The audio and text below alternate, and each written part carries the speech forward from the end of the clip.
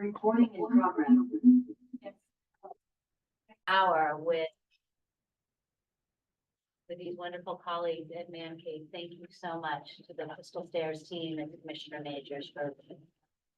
I'm honored to ask Lashana Grant from Crystal Stairs to lead us in the acknowledgments. Thank you. Thank you. We acknowledge we are in the unceded territory of California, home to nearly 200 tribal nations. As we begin this event, we acknowledge and honor the original inhabitants of our various regions. A land acknowledgement is a critical step towards working with Native communities to secure meaningful partnerships and inclusion and the stewardship and protection of their cultural resources and homelands. Let's take a moment to honor these ancestral grounds that we are collectively gathered upon and support the resilience and strength that all Indigenous people have shown worldwide. The County of LA recognizes that we occupy land originally and still inhabited and cared for by the Tongva, Talabiam, Serrano, Quiche, and Chumash peoples. We honor and pay respect to their elders and descendants, past, present, and emerging, as they continue their stewardship of these lands and waters. We acknowledge that settlers, colonization resulted in land seizure, disease, subjugation, slavery, relocation, broken promises, genocide, and multi-generational trauma. This acknowledgement demonstrates our responsibility and commitment to truth, healing, and reconciliation, and to elevate the stories, culture, and community of the original inhabitants of LA County. We are grateful to have the opportunity to live and work on these ancestral lands. We are dedicated to growing and sustaining relationships with Native peoples and local tribal governments, including, in no particular order, the Fernandinho Tataviam Band of Mission Indians, Gabrielino Honda Indians of California Tribal Council, the Gabrielino Honda San Gabriel Band of Mission Indians, the Gabrielino Band of Mission Indians in Quiche Nation, San Manuel Band of Mission Indians, and the San Fernando Band of Mission Indians. Thank you. Thank you. Thank you so much. And again, to all the Crystal Stairs team, this has just been such an inspiring 2 days. We're really super grateful. Thank you. Thank you, Lashana. Welcome those virtually as well as those here in San Francisco. For those who are virtually joining, we were just an hour with these incredible fathers, heroes in their children's lives and in their family from Man Cave Crystal Stairs. And I think it underscored, at least for me, how important the work around fatherhood truly is. So it was a terrific, inspiring morning. The last time we were all together was obviously yesterday. And before that, it was in March for the Commission's Child Health Education and Care Summit to celebrate our 25th year. And I am thrilled to thank many, many people. It was a fantastic summit, and it was only made possible by incredible people at First Five. So with that, I want to thank Director Wong and Dr. Angela Williams, Jamie Hastings, who managed the exhibits and the sponsors, as well as Monica Roy, who is the summit lead, Maria Rodriguez, who was our registration lead, Melinda Geyser, who was the call for presentations lead. I got to work with Melinda directly on some presentations, so that was terrific. Jamie Ann Collins Lopez was our media relations lead. And I want to give a special thanks to our contractor rescue agency, Kathy Mernigan, who helped the summit be successful. There are many data points on how and why the summit was successful. But given our time, I will just say thank you. It was terrific. The goals for the meeting today are to approve items on our consent calendar, as well as our annual report guidelines. we'll assign our newest commissioner, Commissioner Bobby, as well as make some changes with other commissioners. In terms of our advisory committees, we'll approve changes to our fiscal advisory committee. And then we'll provide, we'll be part of an update around First Five Glen County and the media campaign. The fatherhood initiative, as I mentioned, was provided by Dr. Williams yesterday in our budget study session, and so we will not be doing that item today. As I do in every meeting, I wanted to ask if any commissioners have a conflict of interest. So please let me know if any agenda item presents or may present a conflict to you. Obtaining this information in advance will ensure that I can announce your non-participation in any aspect of that item in compliance with applicable laws. So to my fellow commissioners, do you have a conflict of interest on any matters that come for us today? Okay, seeing none. I will now turn over our agenda over to Director Wong for her executive director report. Thank you. Good morning, everybody. And again, thank you, Commissioner Majors, and just really inspiring to hear from the voices of fathers, and love being grounded in our lives. We do these visits. We did it in Fresno, we did it here, just like it's so moving for so many reasons. I love it. And grateful for partnership. Next slide. So my ED report will provide just again standard program updates, including a high level review of the Canby land map, which you went into depth yesterday, personnel update, and then just a showing of the commission calendar for a little bit of a discussion towards the end. That's okay. Next slide, please. Again, this is the status of our investments. We, Dr. Dominguez Brinkley went in depth yesterday about where the status of things are, so I won't review it in depth here. So move next slide. So our program updates are as follows. For the following is the Refugee Family Support Program. We have a kind of lots of success in the program, and we closed out our meeting on April 17th, and where First Five California staff conducted the fourth and final Refugee Family Support Network meeting, and attendees included at the grantees and their partners, and as well as the First Five California team and staff from the California Department of Social Services Office of Immigrant Youth. That said, we're looking to conclude at the end of this year and provide some evaluation, more in-depth evaluation data for you later on this year. So updates on the small population county funding augmentation. So staff have been working extremely hard, and I'm still approving counties to extend the grant for an additional year, 1 year extension as authorized by the original commission meeting for those who are eligible. So a lot of those are in process right now, just to make sure there's not a gap in funding on July 1. So kudos to staff and counties who are turning those budgets around and making sure that they, and fiscal staff who are actually checking the numbers for us. So Impact Legacy, as staff and grantees enter the fourth quarter of the first year of implementation, First Five California staff are finalizing approval of the Q3 invoices and have begun the process for budget revisions for the fiscal year for any carryover or rollover that might need to happen in the next year. So, and based on the RFA for Impact Legacy 25, 26 and 26, 27 is actually contingent on just clarity on First Five California balances, and it's currently under consideration. So we looked at our balances, and so we will constantly be looking at that, make sure there's fiscal integrity, how we implement the program. We've also begun Wested Impact QCC support contract, where the deliverables are being concluded for this contract, including a release of quality training modules for professionals. So that is a rollover from last Impact. And there's also some field research being done. Study will take place in May and June. So currently in May and June, the findings reported at the end of June. We've also kicked off the BEALS contract, which is Building Equitable Early Learning Systems, includes staff, a start of focus groups and advisory groups built by local implementers to explore equity across California's early learning and care systems.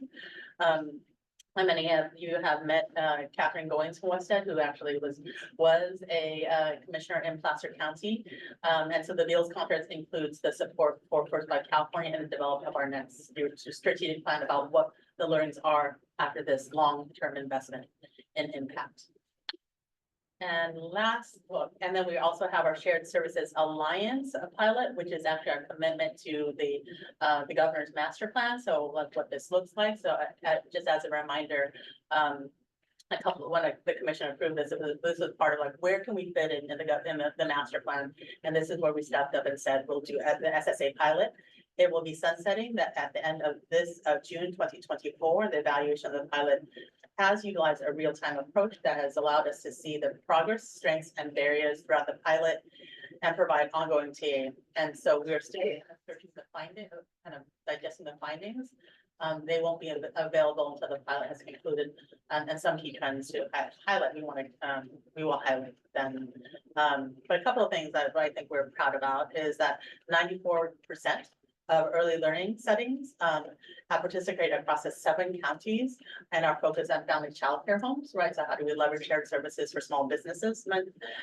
Nearly 80% of professional development supports provided focused on business and technology.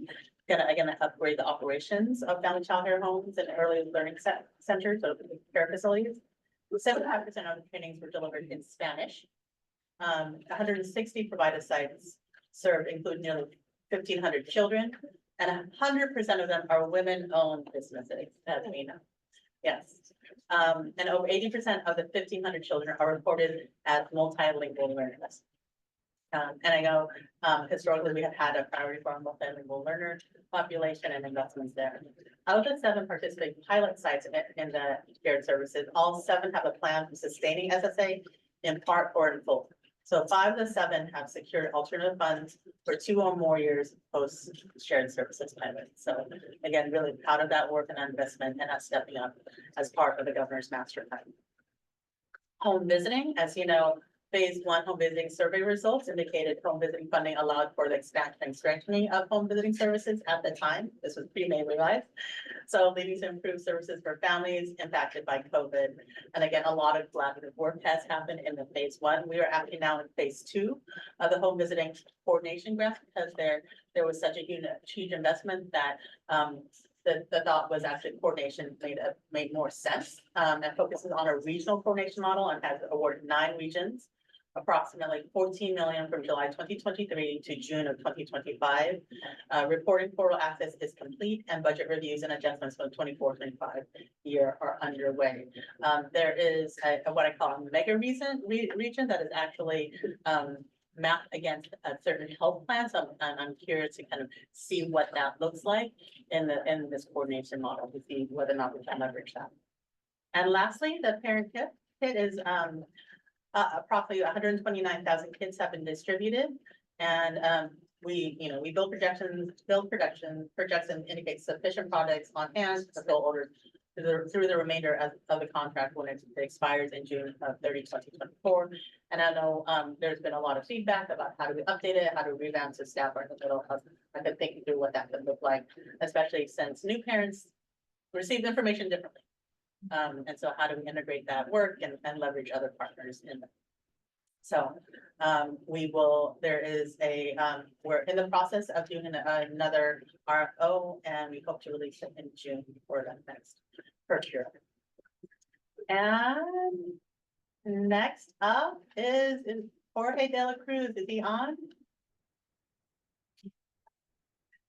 So I know you saw this in your mid-year, but Jorge De La Cruz was hired as our next Deputy Director of External and Government Affairs as of April 8th. He brings a wealth of knowledge of government relations work, communications, and I've had the privilege of spending a lot of time with Jorge.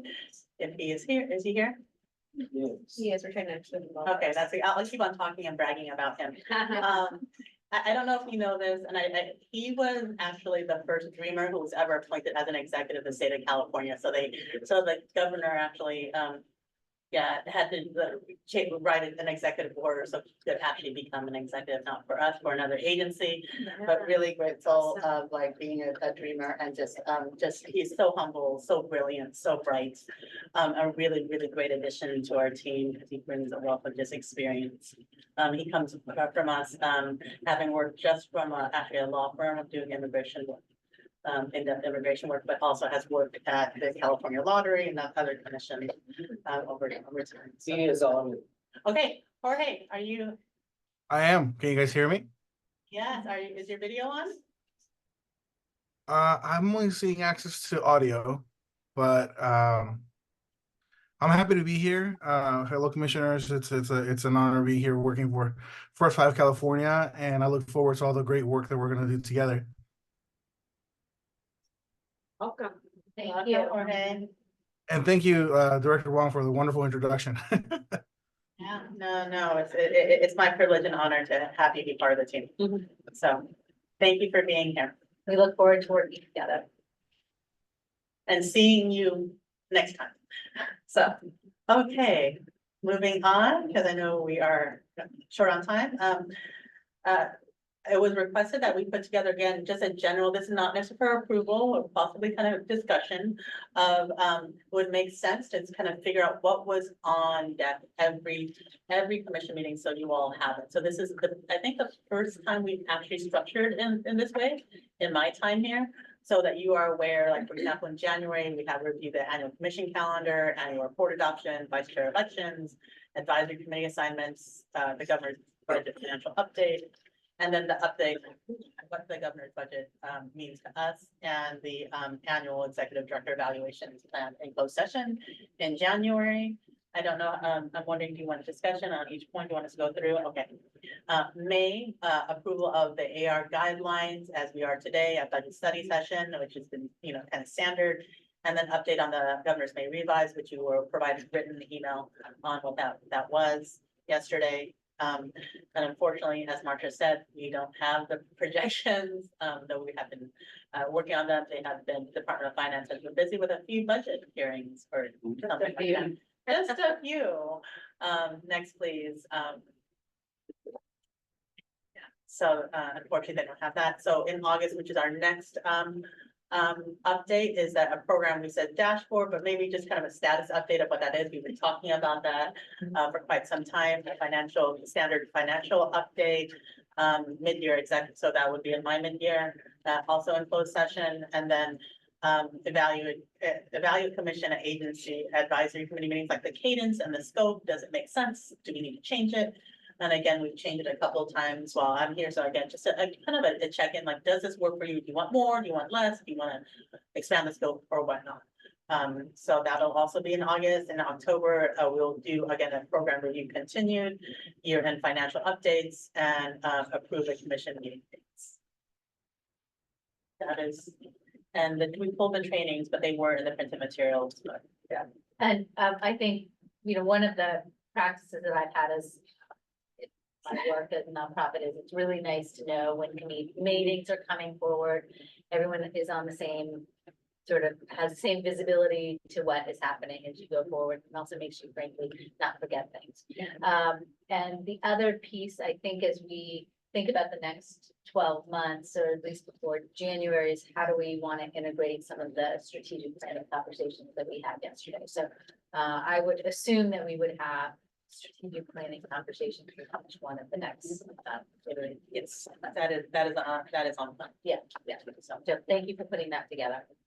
But this is meant also to be evergreen, not just for this Yeah. year, but an evergreen, like, these are the standard things, and then the things like strategic plan, which is this year, or whatever we go through, change management, will add along the way, but at least the commissioners have a sense of, like, January is a heavy month.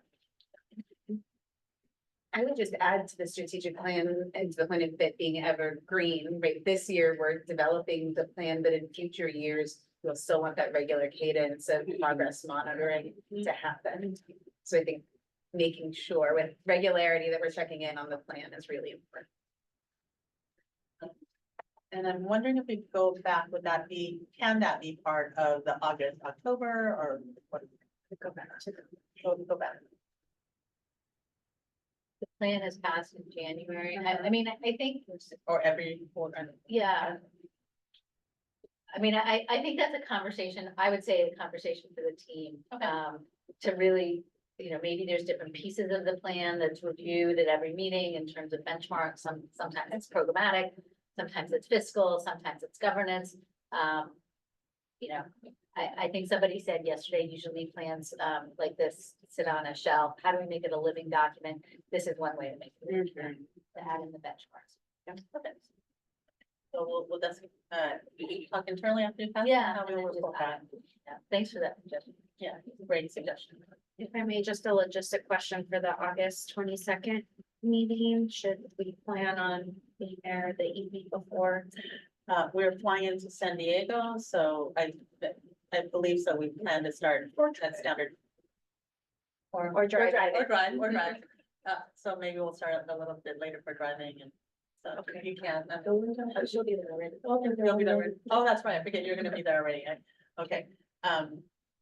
So yes, for now, I think that. You're Yeah, coming evening from before. longer than evening before. I think for now, the standard start has been 10 o'clock, so 10 to 4. 10 to 4. Any other questions or thoughts or feedback to staff about what the evergreen calendar looks like? Okay, if not, so, the next, thank you. Next weekend, and the next meeting is August 22nd, somewhere in San Diego, and Vice Chair Hazen has a lot of really fun plans for us. You get to follow Jackie here. I'm sorry, I'm just gonna say that ahead of time. She did a one. Yeah. already have her team on contract, they're ready to go. Okay, so if there aren't any questions, I know we're running on time. I will hand it over to Alba, if that's okay, Chair Albright. Absolutely, thank you. And then we have a space up here for you, Alba, if you want to sit down here. Taking a long. So the scenic route. Some manners. Right. Scenic route. Right. Well, good morning again, Commissioners. Abu Makdessi representing the First Five Association in California. Thanks again for having us and having a spot on the association, for the association director report. Also, just again, thanks for the hosting by Crystal Stairs and really inspirational presentation this morning with the Man Cave. And kudos for running that program for, I heard 14 years. So that is amazing. A couple of a few updates I had. First, Jackie, you mentioned the May revise, and certainly the association is tracking the May revise and some of the cuts that will affect local first fives. I want to start off by saying it was a great experience working with the First Five California Commission and staff, and First Five LA had a joint statement around the May revise a couple of weeks ago. And continuing to work together to track what the May revise means for our kids across the state. As you know, home visiting is on the table, Children Youth Behavioral Health Initiative, childcare slots, TK and preschool facilities, Medi-Cal dyadic care benefit, which was just enacted a year ago, and also no funding for Medi-Cal continuous eligibility for children 0 to 5, which is a policy that we helped pass several years ago, which was supposed to be enacted starting in 2025, but no funding for that in this year's May revised proposal. So these cuts will undoubtedly be affecting communities. And what that also means is that First Fives that are in every community will be asked to shoulder some of these cuts. And so if past experience is any guide, we know that our local First Fives are going to need support to address some of these cuts in local communities. The other thing I wanted to mention is the association in January was at the commission meeting talking about a funding ask for local counties of $100 million. We got a champion, a legislative champion for that ask. But because of the drastic cuts in this year's budget, that ask was not going anywhere, was not included in the May revise. And no surprise, but again, we were grateful to get a champion, a couple of champions to support that ask.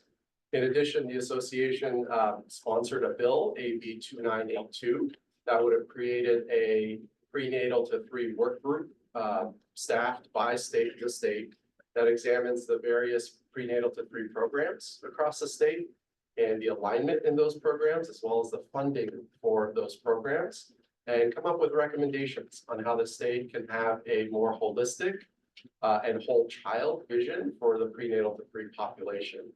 Unfortunately, that work group bill, it has been held up in the association's, in the appropriations suspense file because it has a cost associated with it. And so this year, any costs associated with any bill were examined pretty closely. And as a result, that bill is in suspense for this legislative session. Finally, I wanted to say that the association is tracking the implementation of Proposition 1 or the Behavioral Health Services Act.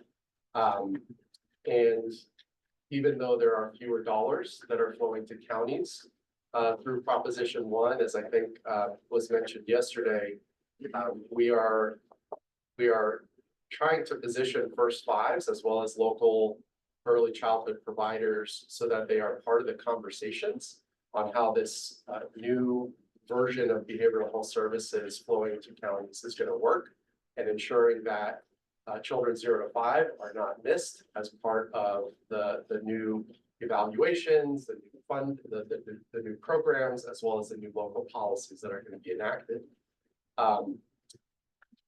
We do have some time because much of the Proposition 1 implementation won't happen until 2026. However, all the planning is happening right now. And I believe Commissioner Jimenez mentioned yesterday that the prevention dollars that were a part of Proposition 1 are going to flow through the State Department of Public Health, and those input sessions are going to begin as early as this fall. So even though there is some time, a lot of the time to get in front of this is happening right now. So the association is working closely with our First Fives to position young kids through the process. I did want to lift up one more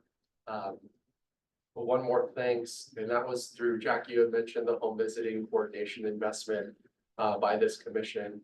One of the ways that local counties are using those dollars is to create learning communities that we're supporting that help prepare First Fives to be Medi-Cal eligible entities in their communities. And so we are supporting them in those pathways to be Medi-Cal eligible, as well as working with managed care plans throughout the state who are required to have MOUs with local First Fives to deliver services. And so navigating that implementation is being supported through your investment in home visitation coordination. I just want to say thanks and also an example of how we're trying to set up our counties for longer term sustainability. So thanks again for also recognizing the county stabilization proposal. We talked a little bit about it yesterday, but I'm looking forward to a more robust conversation in August, hopefully in San Diego. Before then. Before then, for sure, at the staff level, and then an August conversation with the commission. Yeah. That's my report. Thank you all. Thank you. Thank you. Thank you very much. We now have commissioners' comments and advisory committee reports. Thinking Commissioner Paz has an advisory committee report, as well as Commissioner Hazen. Remind me who else may have pictures. Commissioner Majors has. Commissioner Hazen. Perfect. I will open it up to either Commissioner Paz or Commissioner Hazen for your report, and then we'll have any other commission comments. I'll go ahead. Perfect, thank you. So, and I know that we're getting an update on media, I think item 9, so I'm not gonna share too much, but simply to say that we met in April. So this is for Public Education and Outreach Advisory Committee. Commissioner Majors and I met with the staff team and our partners, contractors from Rescue, to talk about what we've done. Just as a reminder, we have a 3-year contract with them, $60+ million.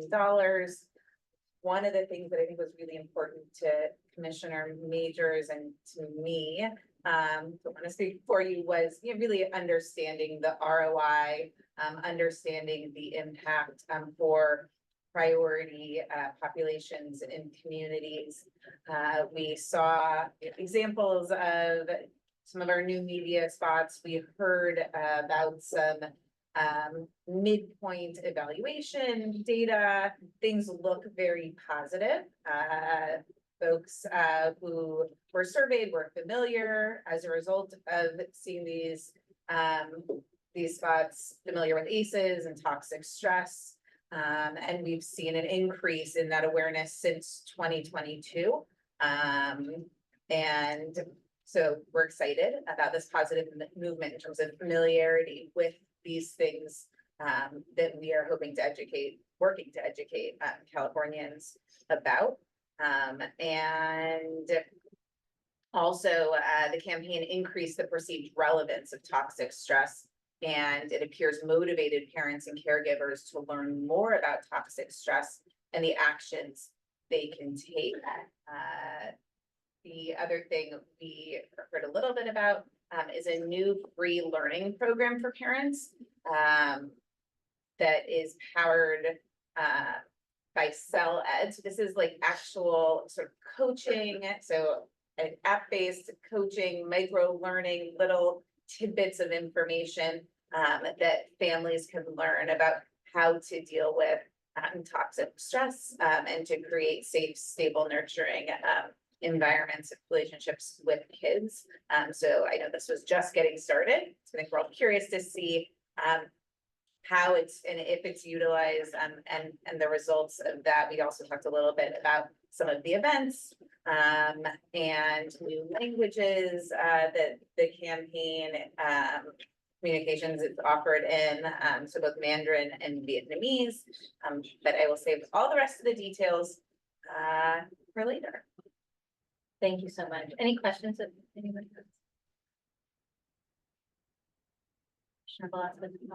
Sure. So I'm reporting on the Public Policy Committee. Chair Albright and I are on that committee. We met on May 3rd with Dr. Williams and Jorge de la Cruz and John Benton of California Strategies. We discussed some of the bills that kind of are in line with our North Star and our audacious goal. I'll just highlight a few of them. AB 1885, that bill would require an acute care hospital that offers maternity services to provide notice within 12 months if it's considering closing. There's an assessment that will be done to identify other centers within the geographic region and a public comment period. So I think that's to address the closures that are happening throughout the state. One, for example, in the Central Valley. AB 2319, California's Dignity in Pregnancy and Childbirth Act. That would require implicit bias training and reporting to the Attorney General's office more regularly. Let's see.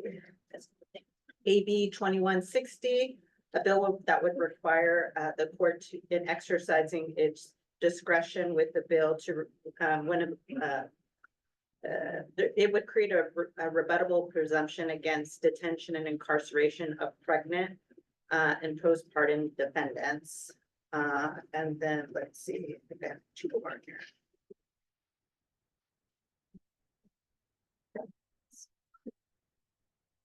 AB 1967 would create a government within the Government Operations Agency, a food insecurity officer that would be appointed by the governor. The bill would require the food insecurity officer to coordinate and address food insecurity through state government operation and engage with state entities to address that issue.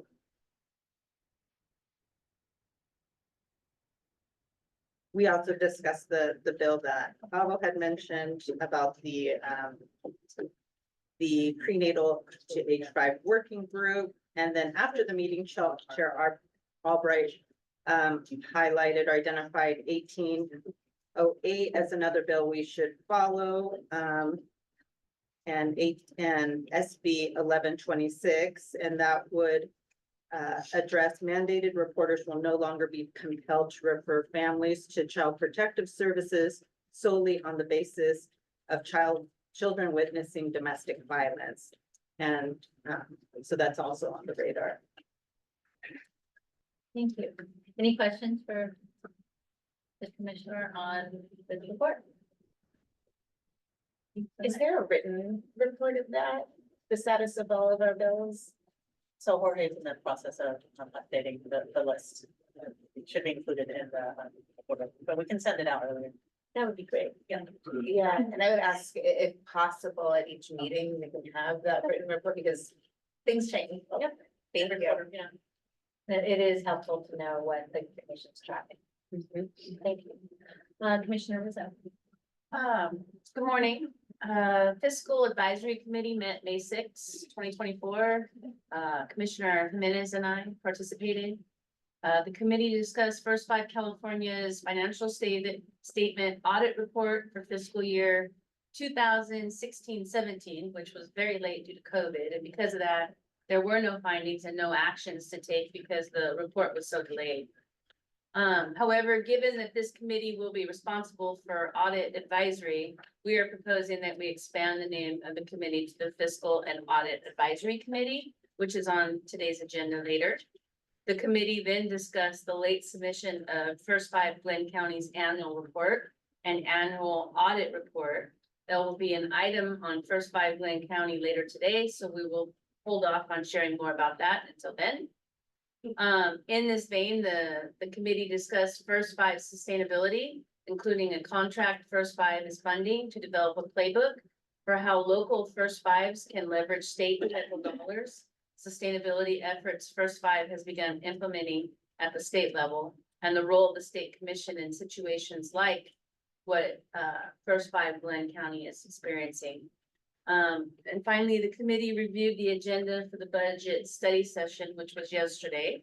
It was a productive meeting made easy by everybody's pre-work and due diligence. Commissioner Jimenez, is there anything I missed? You got it all? Okay. We're happy to answer any questions if there are any questions. I just have a general comment, if that's okay.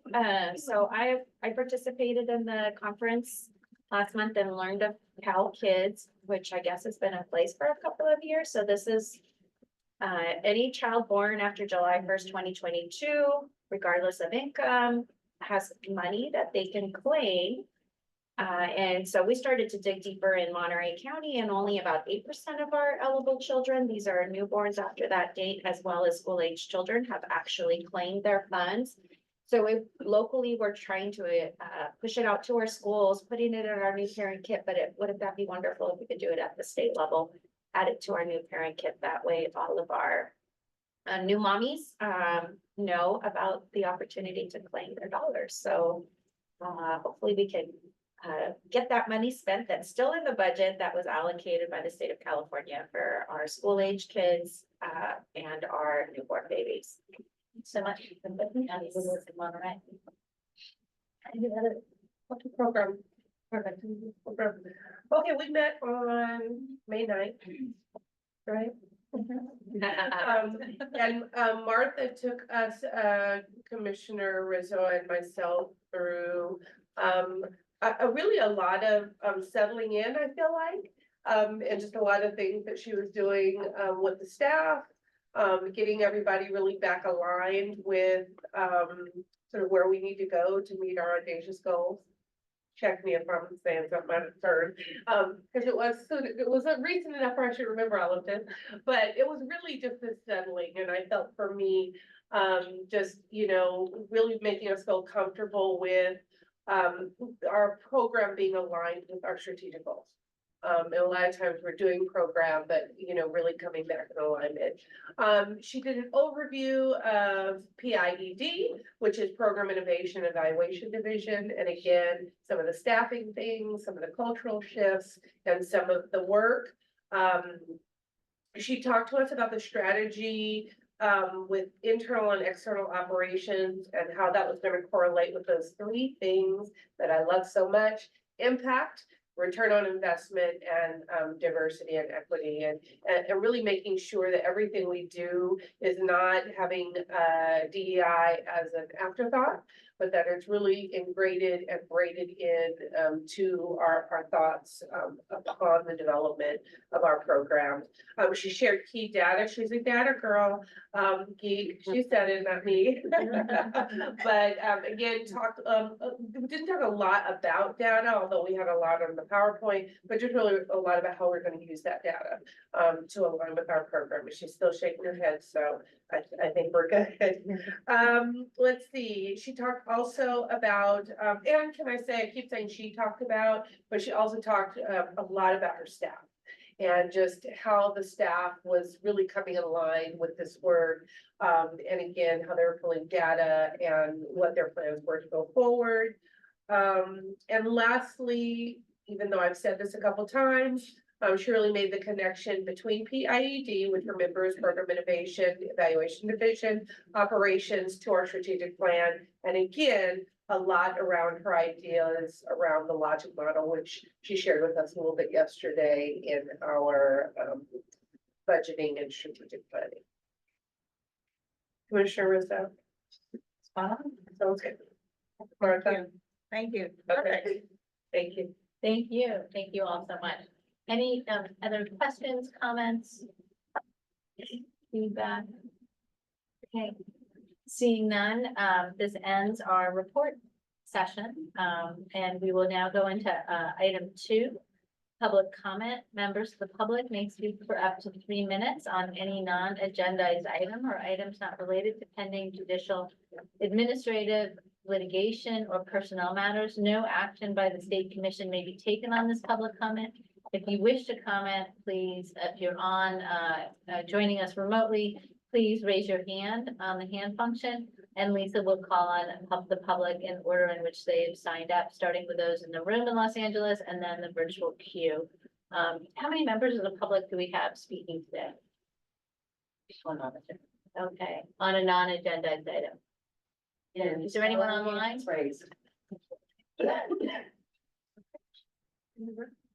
Virtually or not? Well, She first asked in the room and she was out. okay. I'm seeing no public comment in the room, and we have no public comment. We have one virtually. We have one virtually. Okay, thank you very much. So if you are the virtual caller, please join our public comment.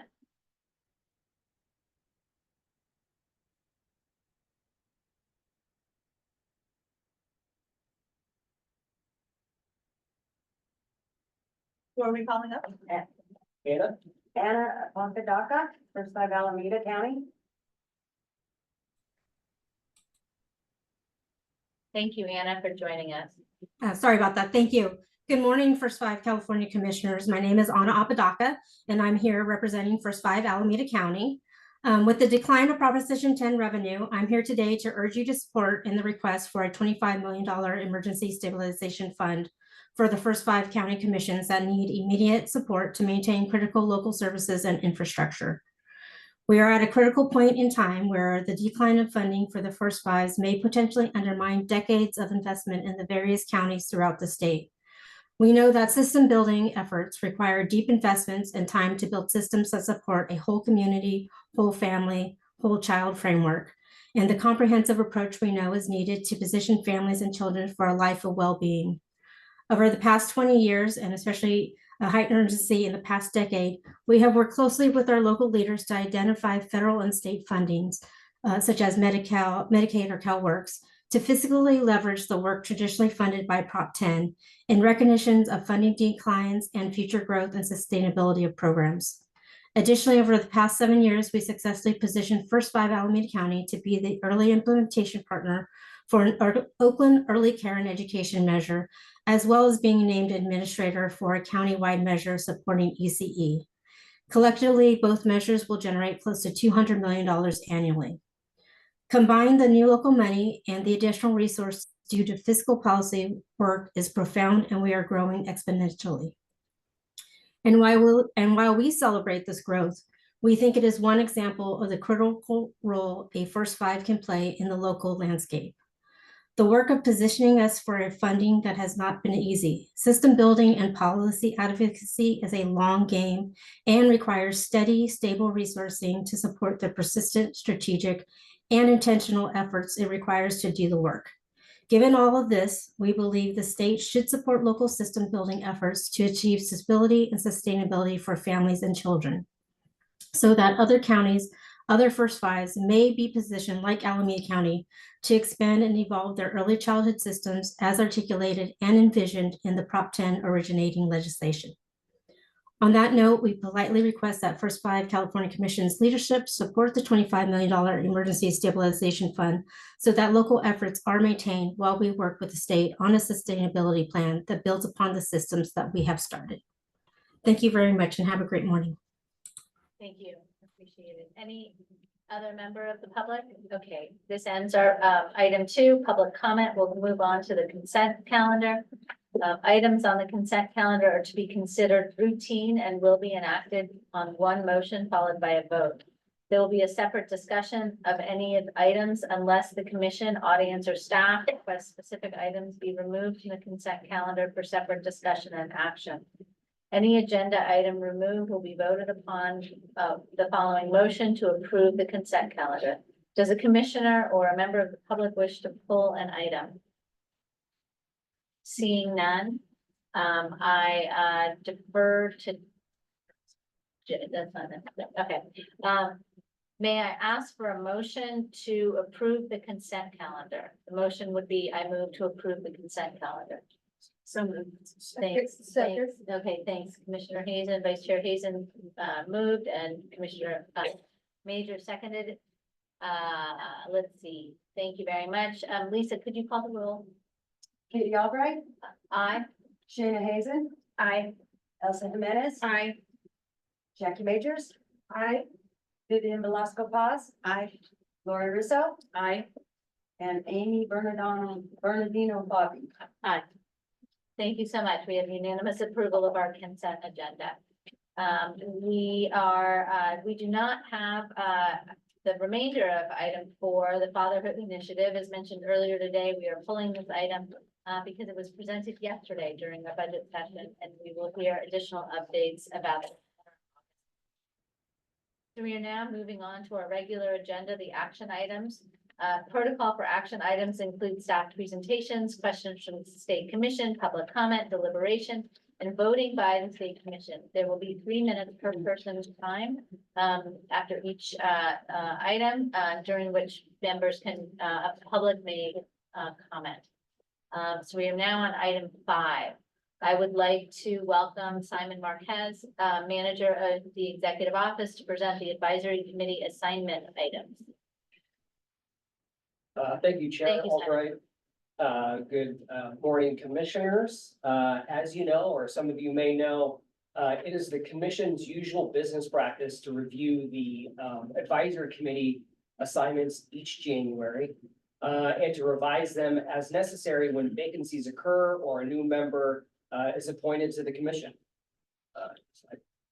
Most recently, the commission approved the assignment of 2 commissioners to the 5 advisory committees. That is executive, public education and outreach, fiscal, public policy, and program and evaluation.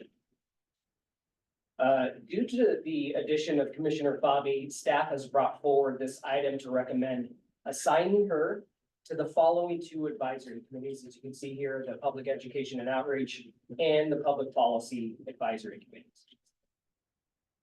If approved by the commission, the assignments for all committees would be as follows. So the executive would be Chair Albright and co-chair Hazen. The public education and outreach, Amy Fabi and Jackie Majors. The fiscal, Elsa Jimenez and Lori Riso. Public policy would be Amy Fabi and Vivian Velasco Paz. And then the program evaluation would be Jackie Majors and Lori Riso. So with that, I'll turn it back to Chair Albright to facilitate the discussion if there is any. Does anyone have any questions, comments? Commissioner Fabi, we are grateful that you were on our commission. Do you have any questions about these assignments or anything? No, thank you for the opportunity. Thank you. Could I call for a motion? The motion would be to approve, let's see, it's long, actually. The motion is, and you can just say this is my motion if you wish to make it. I move to approve the assignment of Commissioner Fabi to the Public Education and Outreach and Public Policy Advisory Committees, which will include the following members of each committee. The Public Education and Outreach would include Commissioners Fabi and Commissioners Majors. And the Public Policy Commission Advisory Committee would include Commissioner Fabi and Commissioner Velasquez Paz. Could I call for that motion? I move. Thank you so much. Is there a second? My second. Thank you, Commissioner Hayes and Jimenez for moving and seconding. Lisa, could you call the vote? Yes, Katie Albright, Aye. Shanna Hazen, Aye. Elsa Jimenez, Aye. Jackie Majors, Aye. Vivian Velasco Paz, Aye. Lori Russo, Aye. and Amy Bernardino Bobby. Aye. Thank you so much. We have unanimous approval of that motion. We're now on item number 6, and I'd like to welcome Marcia Thomas, the Director of Fiscal Services, to present the Fiscal Advisory Committee assignment item.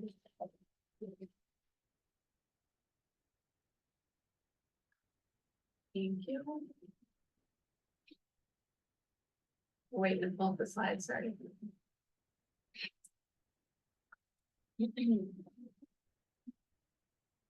So this item is just to rename the fiscal advisory committee. The slide has what the duties were initially. What we're trying to do is add providing recommendations on criteria and standards used to monitor fiscal solvency of the commission and grantees. So we're changing it from fiscal advisory to the fiscal and audit advisory. What do you call it? Basically, the committee will assist us in recommendations and criteria used for assessing and monitoring the fiscal stability of program recipients, and then updating those as needed. Thank you so much. Does anyone have any questions? For those on the committee, do you have any questions? I just like to say, I think this is really important, and I think it was something we didn't realize was so important, that audit responsibility, so really glad. More than just changing the name, that the responsibilities will expand to include audit. Thank you so much. So Commissioner Hazen, you may wish to make the following motion, which is I move to approve the renaming of the Fiscal Advisory Committee to the Fiscal and Audit with an S. No, Fiscal and Audit Advisory Committee with expanded duties. I do, how did you know? Oh. Yes, I would love to make that motion. Thank We you. have to put inside information, I feel like Vice Chair. That's right. Is there a second? I'll second. Thank you so much, Commissioner Rizzo, for seconding. Lisa, could you call the vote? Katie Albright, Aye. Shanna Hazen, Aye. Elsa Jimenez, Aye. Jackie Majors, Aye. Vivian Velasco Paz, Aye. Lori Russo, Aye. Amy Bernardino Bobby. Yeah, aye. Thank you. Terrific. The motion carries with unanimous approval, and it also allows us to be ahead of schedule. Thank you very much. Our next item is item 7, the annual report guidelines. And I'd like to welcome Dr. Martha Dominguez, the Deputy Director of Program Innovation and Evaluation Division, to present the annual report guidelines. Thank you, ma'am. Thank you. Good morning, all.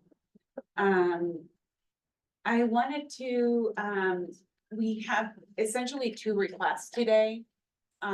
We have some minor updates on the current annual report guidelines, which is 23-24, and then we also are seeking approval for the guidelines for 24-25. As the slides are getting up, I want to say, I joined this team back in August of 2023. So one of my practices as overseeing projects and resources is to do a full assessment from a quality assurance and improvement. And I think that's an ongoing practice that I will do, and hopefully you'll learn that from me. And the annual report is one that I found really fascinating as an opportunity for us to improve and enhance, not just on the data that's already collected, but also on the narrative. And then also provide some recommendations there's a little formula that I recommended to Jackie and Dr. Williams when I joined the team, which is a DNA, which is your data, narrative, and action. When you collect data, you have to understand what you're collecting, you have to present it, and you have to be able to tell the story. And it's not just the story of like, oh, how we impact certain things, but it's also the things that Commissioner Majors has challenged us to remind us to do, which is a return on investment, but it's also the DIY in terms of also in the impact and everything that we do. So those are the things that I'm looking to do. Next slide. So just really quickly, we can skip over because I can open up for that. Just really quickly, that's essentially what I've done in my tenure here at First Five, is really looking at opportunities that we can have a short-term or intermediate call to action and making some report refinements without really harming any other content that we already collect. These are just from best practices from different ways to present reports. Some of you may be aware of just enhancing a clear call to action, the context setting, strategy, operations of governance, how we really do business. As you're learning from all of us from yesterday to today, we're trying to improve and how and elevate how we do business overall, and then the financial accountability, and then just the dissemination. One thing that I found really fascinating is that the team currently doesn't track website analytics of the report. So right now, when I was trying to be prepared for this meeting, I wanted to give you analytics of who is seeing the report. So we don't have that. So that's something that we're able to establish. Why is that important? Because we need to know who's reading the report. Oftentimes we just give a hard copy and it sits on the shelf, right? So we don't want it to sit on the shelf. We also want to promote that report so people can understand what First Five is doing collectively across California. So these are things that we will be able to implement, and hopefully you'll see that in the in January of 2025.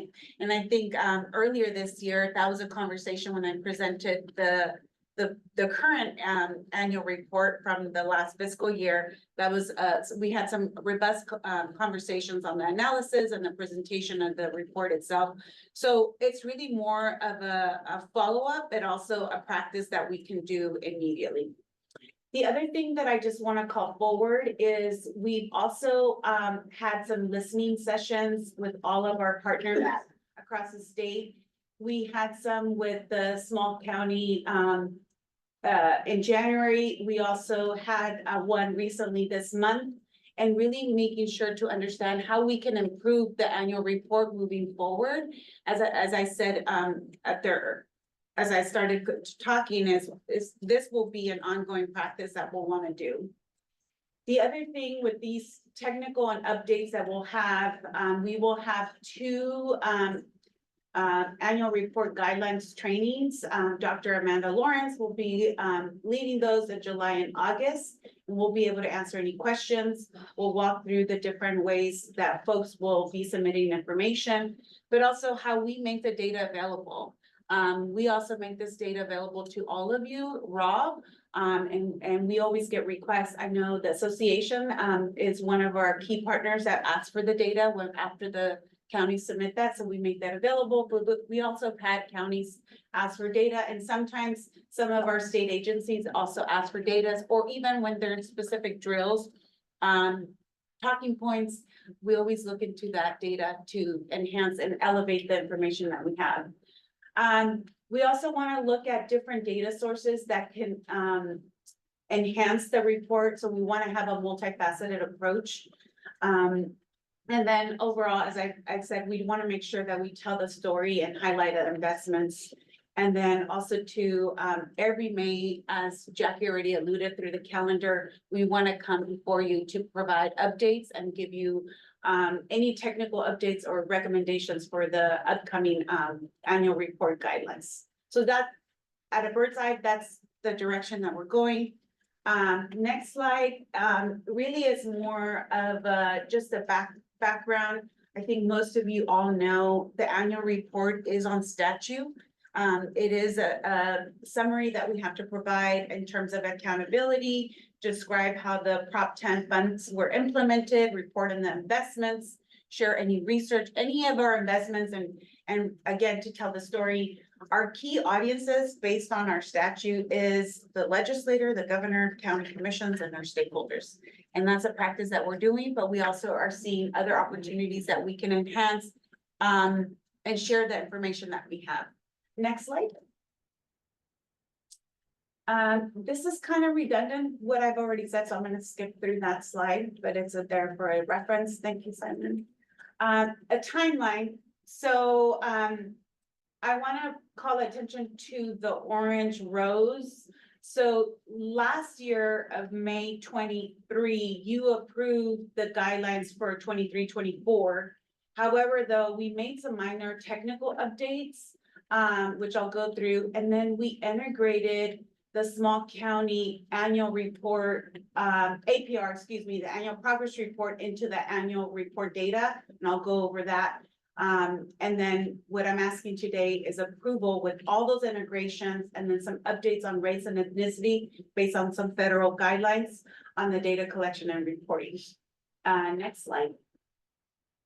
Specifically on the small county, we've been having a lot of conversations with them, and one of the things that we learned from them is that they wanted to learn, or they wanted us to improve how they report the data. I think we all know that a lot of them wear multiple hats in the ground, so we were trying to explore a leaner way for them to report the data collection. So we've had a couple of listening sessions, and we were able to assess, and without any harming of the fidelity of the data or what is required, we were able to integrate the APR, sorry, my acronyms are kind of choppy today, into the AR. That way, they're only submitting data one time at the end of the year, and they're able to submit that information. And we've updated the portal so they can have that practice, and it's easier for them to submit. So we've shared that with them, and we've gotten some excitement on that. So next slide.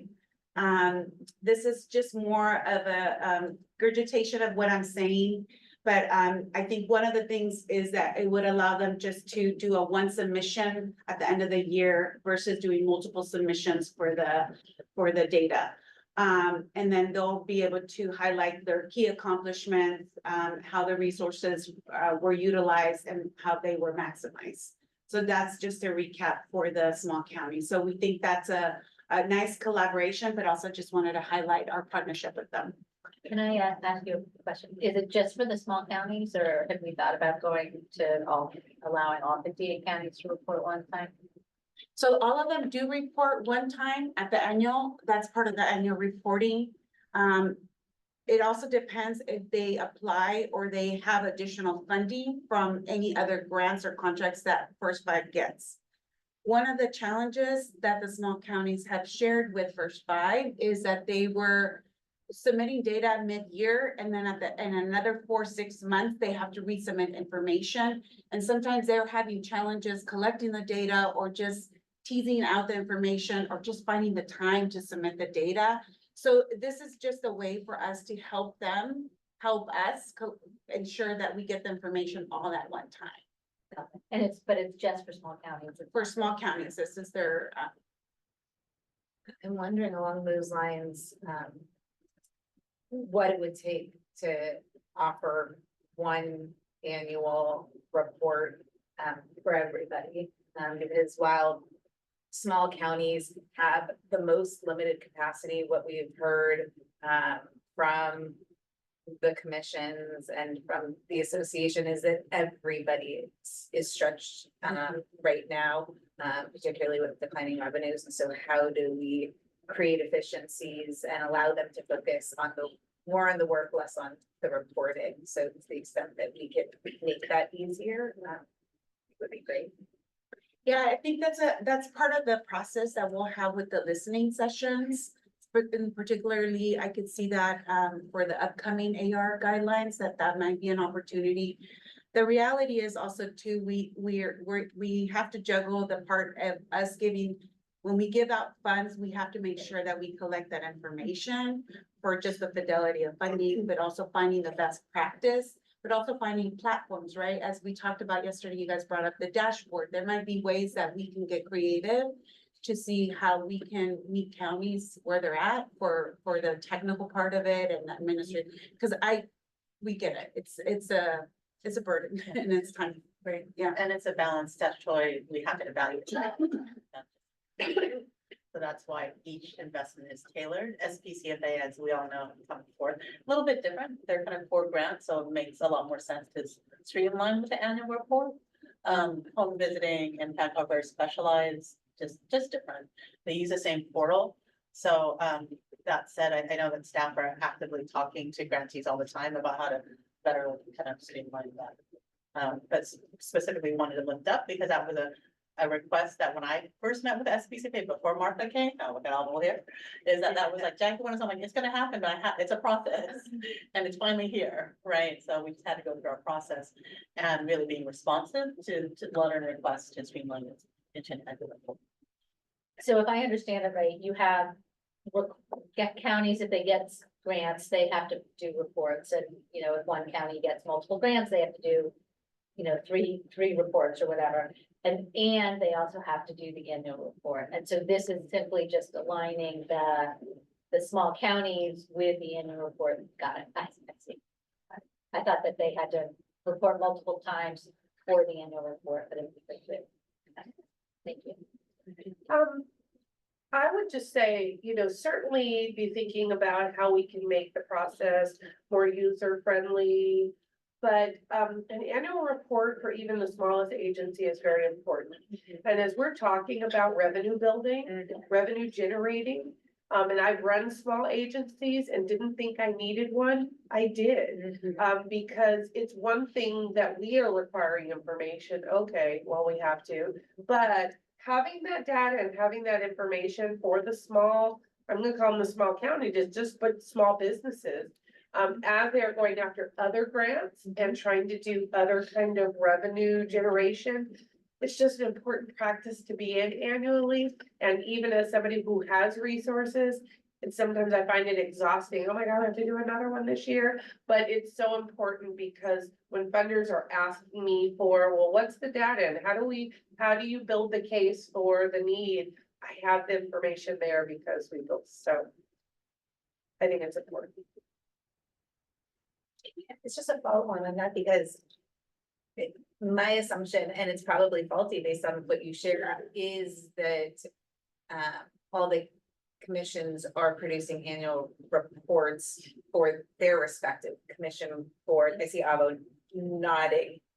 Is that, so they're already doing that separately? Statutorily. Got it.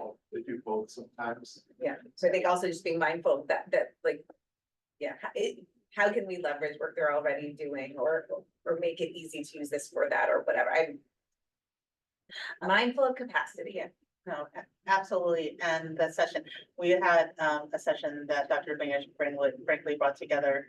And you had folks who had crafted this 10 years. The report actually hasn't changed very much in 10 years, quite frankly. So, and the story there was, at the time, the collective counties that we want to tell an impact story. So they're struggling with this balance of declining revenue and telling a story. So how do you tell more, collect less? So there's that. I mean, we had that honest conversation of like what Commissioner Majors was bringing up of like you need the data. So what's that balance look like? And you bring up a good point. They need the data, but you know, not trying to put us into any more work, but also they need support and because of capacity issues, how do I tell my story? Yes. Right, like, and how do we, and I agree, I wasn't suggesting they do more work, but if there are, let's put one, I have to do a report for Head Start. I have to do a report for Crystal Stairs. Not anymore, now I put them together, right? Yes. I try to build my systems around what's required, but also what do I need to tell the story? So maybe those are supports we can continue to help, you know, align with them. That's great. And sort of similar, maybe this already happens, is, you know, could we create some templates for all the counties to use? And they decide, you know, and it's branded to their county and it's the same story, but.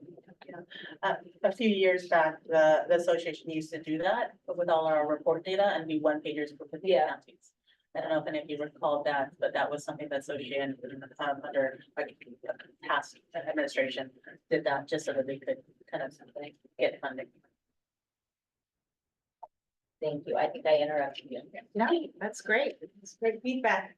I think we can go to the next slide. And I think I'm almost done. So, specifically for the upcoming annual reports 24-25, there's been some updates on data collection, specifically around demographics. And actually this comes out of the work that the Census Project did at the federal and also in California. So we are adding, Latino specifically. Believe it or not, research does show that people prefer Latino over Hispanic. Yeah. So I'm just gonna say that. The other one is also adding Pacific Islander to the Native Hawaiian category. This gives them a little bit more segmentation and identity. And then adding Middle Eastern or North African category. And then we also are adding the self-reporting, which is self-identified. And the Census Project, and I worked on this project here for California under the Newsom administration, and also at the federal level, we learned that California had 123 race and new race and ethnicity categories because people were able to self-identify themselves. And this is one of the really monumental aspects on the census data, because in the past, from a non-equity perspective, the government was telling people how you identified yourself. So, To that point, Martha, I'm just gonna ask this question because it's something I've heard loud and clear, and actually I feel myself, is how are African Americans identified? Because on a lot of the documents where African Americans have to identify ourselves, it says Black non-Latino. Yeah. But what if a Black Latina Latino. wanted to Yeah. identify as Black? It's almost telling them Yeah. you can't. And so I would certainly like to change the system on that, even if it's our own, but I know that for the Black community, that's been like, okay. oh So- no, I appreciate that. And hence that is my premise of doing the self-identifying, because I think we'll be able to collect that data and really understand and tease it out. But we do need to tease it out. Even when we talk about Asian community, you know, there's a lot of segmentations, but to your point with African American or just being Black, you know, you have African immigrants, Caribbeans, Afro-Latinos. So we need to understand communities' identification. So I think this is it's a really powerful way for us to change how we see ourselves and move forward, and the identity of the data. Well, and empowering people to see themselves the way they want to. We do it Exactly. with gender, we do it with so many things. But again, as a race that's, you know, still, you know, there are, again, African Blacks who consider them Blacks and African Blacks who do not consider themselves Black, you know. So that self-identification, I think, is important.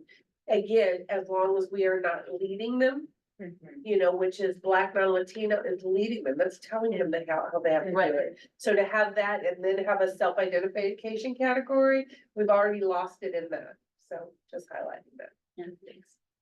And I think this is great to hear that we're offering to self-identify, and also really excited that we'll be aligning with the new federal guidelines. I know I've heard in San Diego County from people who identify as MENA, Middle Eastern, North African, how much they appreciate now the ability to identify that way formally, with the hope that the unique needs of that community will be able to be identified, that programs will be able to be more culturally responsive, because I think to your point, right, the Black and or African American community, it's not monolithic. And so the more we understand communities within communities and the unique needs of each of those communities, I think the better we can respond.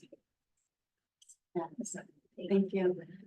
And the last slide, I just wanted to also just a practice that I do. I like to just give a special shout out to Dr. Amanda Lawrence, who helped me put this together, but also she's leading the AR efforts, and if any of you requested data, she's the one that sends it over to you all. Other than that, thank you for your time and, Thank happy to you answer very any much. questions. We do have a couple action items on this, so beforehand, does anyone have any additional questions? And then we'll, we do public comment before the motion. Okay, so let me read the motion, and call for the motion, and we'll do public comment before we call the vote. The motion is long, so I'll read it. If somebody could take the motion, that would be great. I move to approve the revised fiscal year 2023-2024 annual report guidelines to address minor technical issues and integrate the small population county funding augmentation grant annual performance report into the annual reporting data system, and the fiscal year 2024-2025 annual report guidelines to update demographic data collection and reporting processes to align with the recent federal recommendations. Basically, everything that Martha just said. Can I get a motion? Thank you, Commissioner Majors. Is there a second? Second. Thank you, Commissioner Bobby. Let's do public comment in advance of calling for the vote. Didn't do this on the other side. Okay, is there any public comment? I see no We have public. one. We actually have a couple. Perfect. And I see none in the room, so if you could please call the public comment virtually. Francine Rod, First 5 Monterey.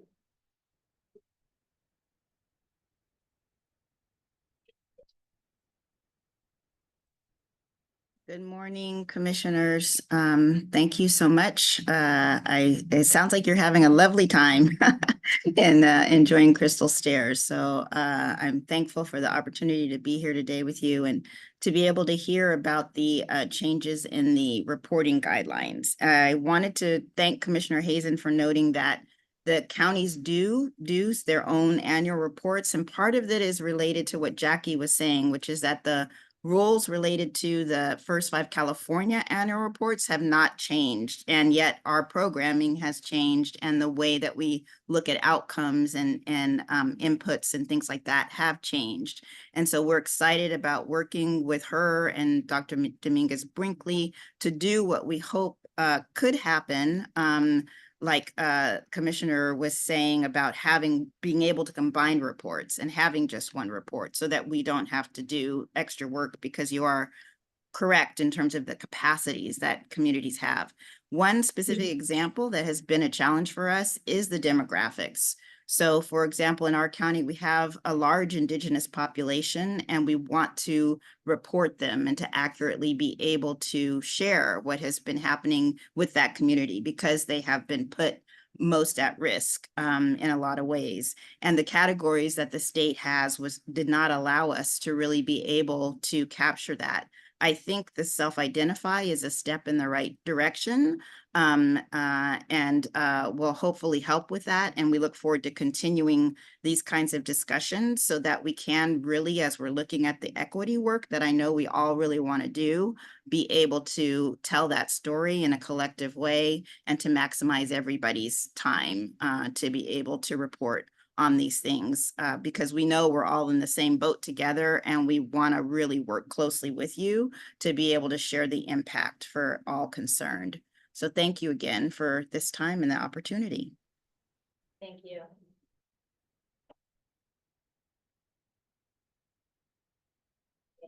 Maybe one or two more people. One more. Hannah Norman, First 5 Fresno.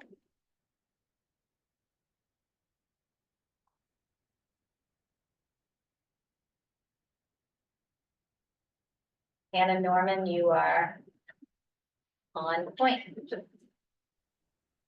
Good morning, everyone. Just a brief comment. I wanted to thank the commission for providing ongoing updates about the annual reporting process. And we were grateful to participate in the listening session most recently. And I just wanted to lift up a thought that came from that conversation and listening to you all today. Is that as our commissions continue to expand and deepen our investments in systems work and system partnerships in our communities, and the commission at the state level, that the head counts alone and the information reported with number of children and parents and providers, that alone cannot fully tell the clear story of the impact that First Five commissions are having up and down the state. And we just encourage the commission and staff to continue exploring with counties how we can best lift up those stories as well. Any other members? Thank you so much. With that, I will ask Lisa to call the roll on that motion. Katie Albright, Aye. Shayna Hazen. Aye. Elsa Jimenez. Aye. Jackie Majors. Aye. Vivian Velasco Paz. Aye. Laura Russo. Aye. Amy Bernardino Pop. Aye. Thank you. The motion carries and unanimously. We are grateful. We had two motions prior to this that were relatively, I don't want to say administrative, but they were relating to the commission that I did not call public comment on.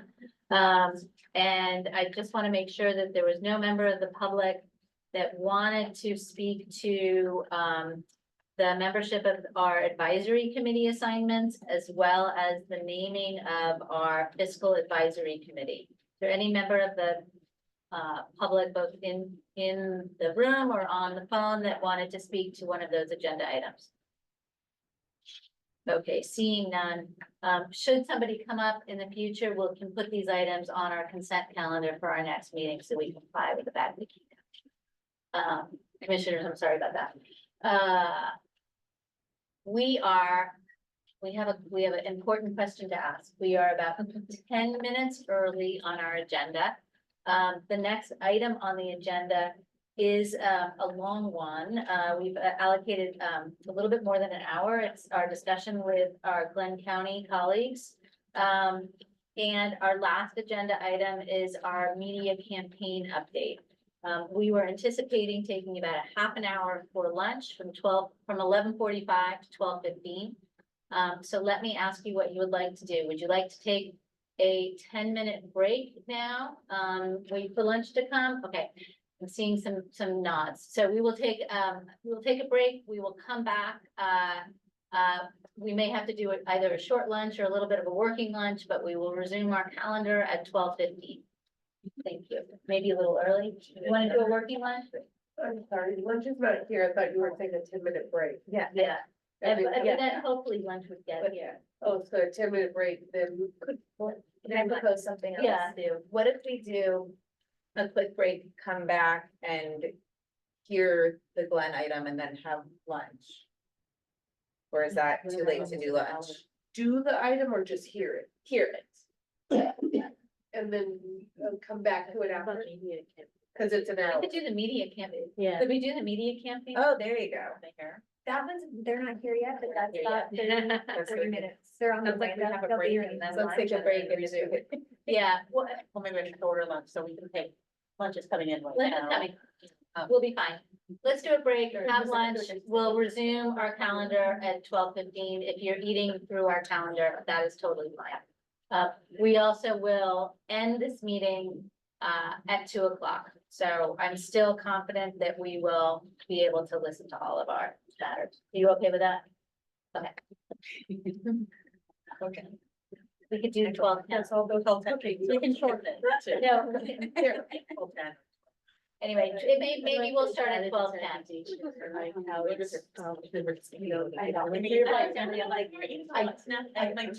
You're well. I know, it's kind of meeting, but I know. Pressure for San Diego.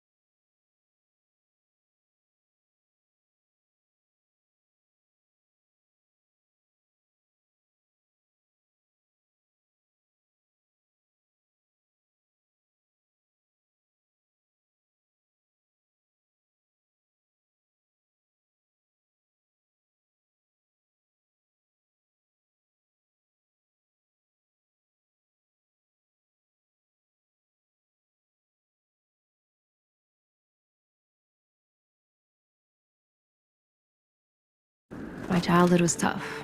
I didn't grow up in a warm.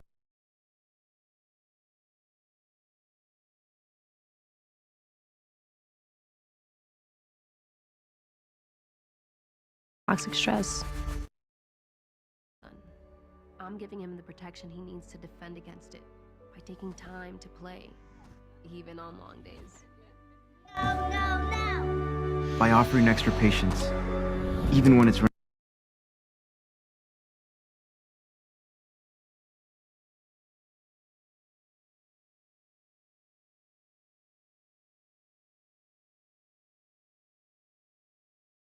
California.com. My childhood was tough.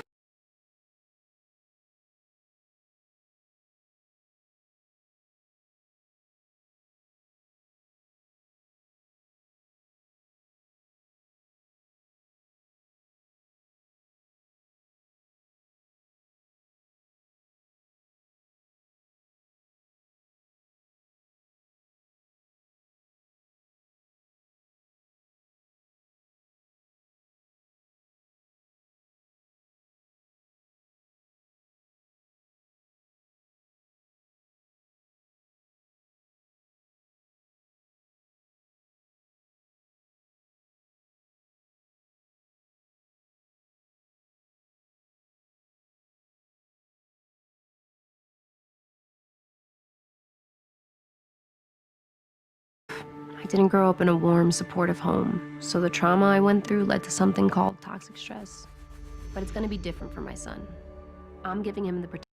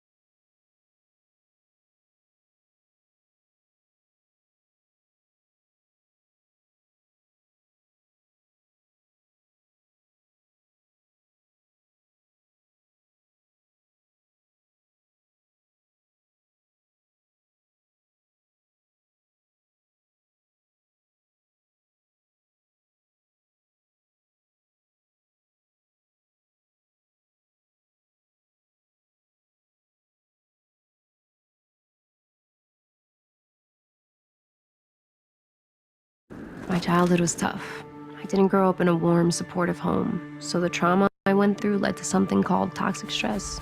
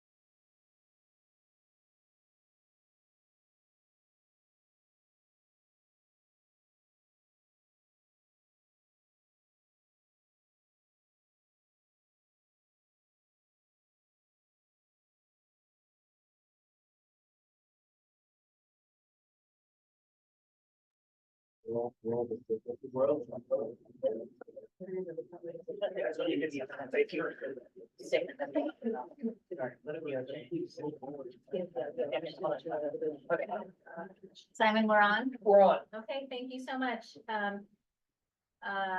Welcome back to our meeting, the first five, California staff. We are now in the informational part of our agenda, our regular agenda, and this is a time for our first five team to present information items, and no action will be taken on these items by the commission. Our first item under this information section is a discussion about and with First Five Glenn County, and I'd like to welcome back Jackie, Director Wong, to introduce our next presenter. Thank you. Thank you so much. And we're grateful that the chair of First Five Glenn, Bill Watson, is here with us to talk about the findings of Glenn County. He has a deck that staff will be pulling up, and we'll scroll through in a second.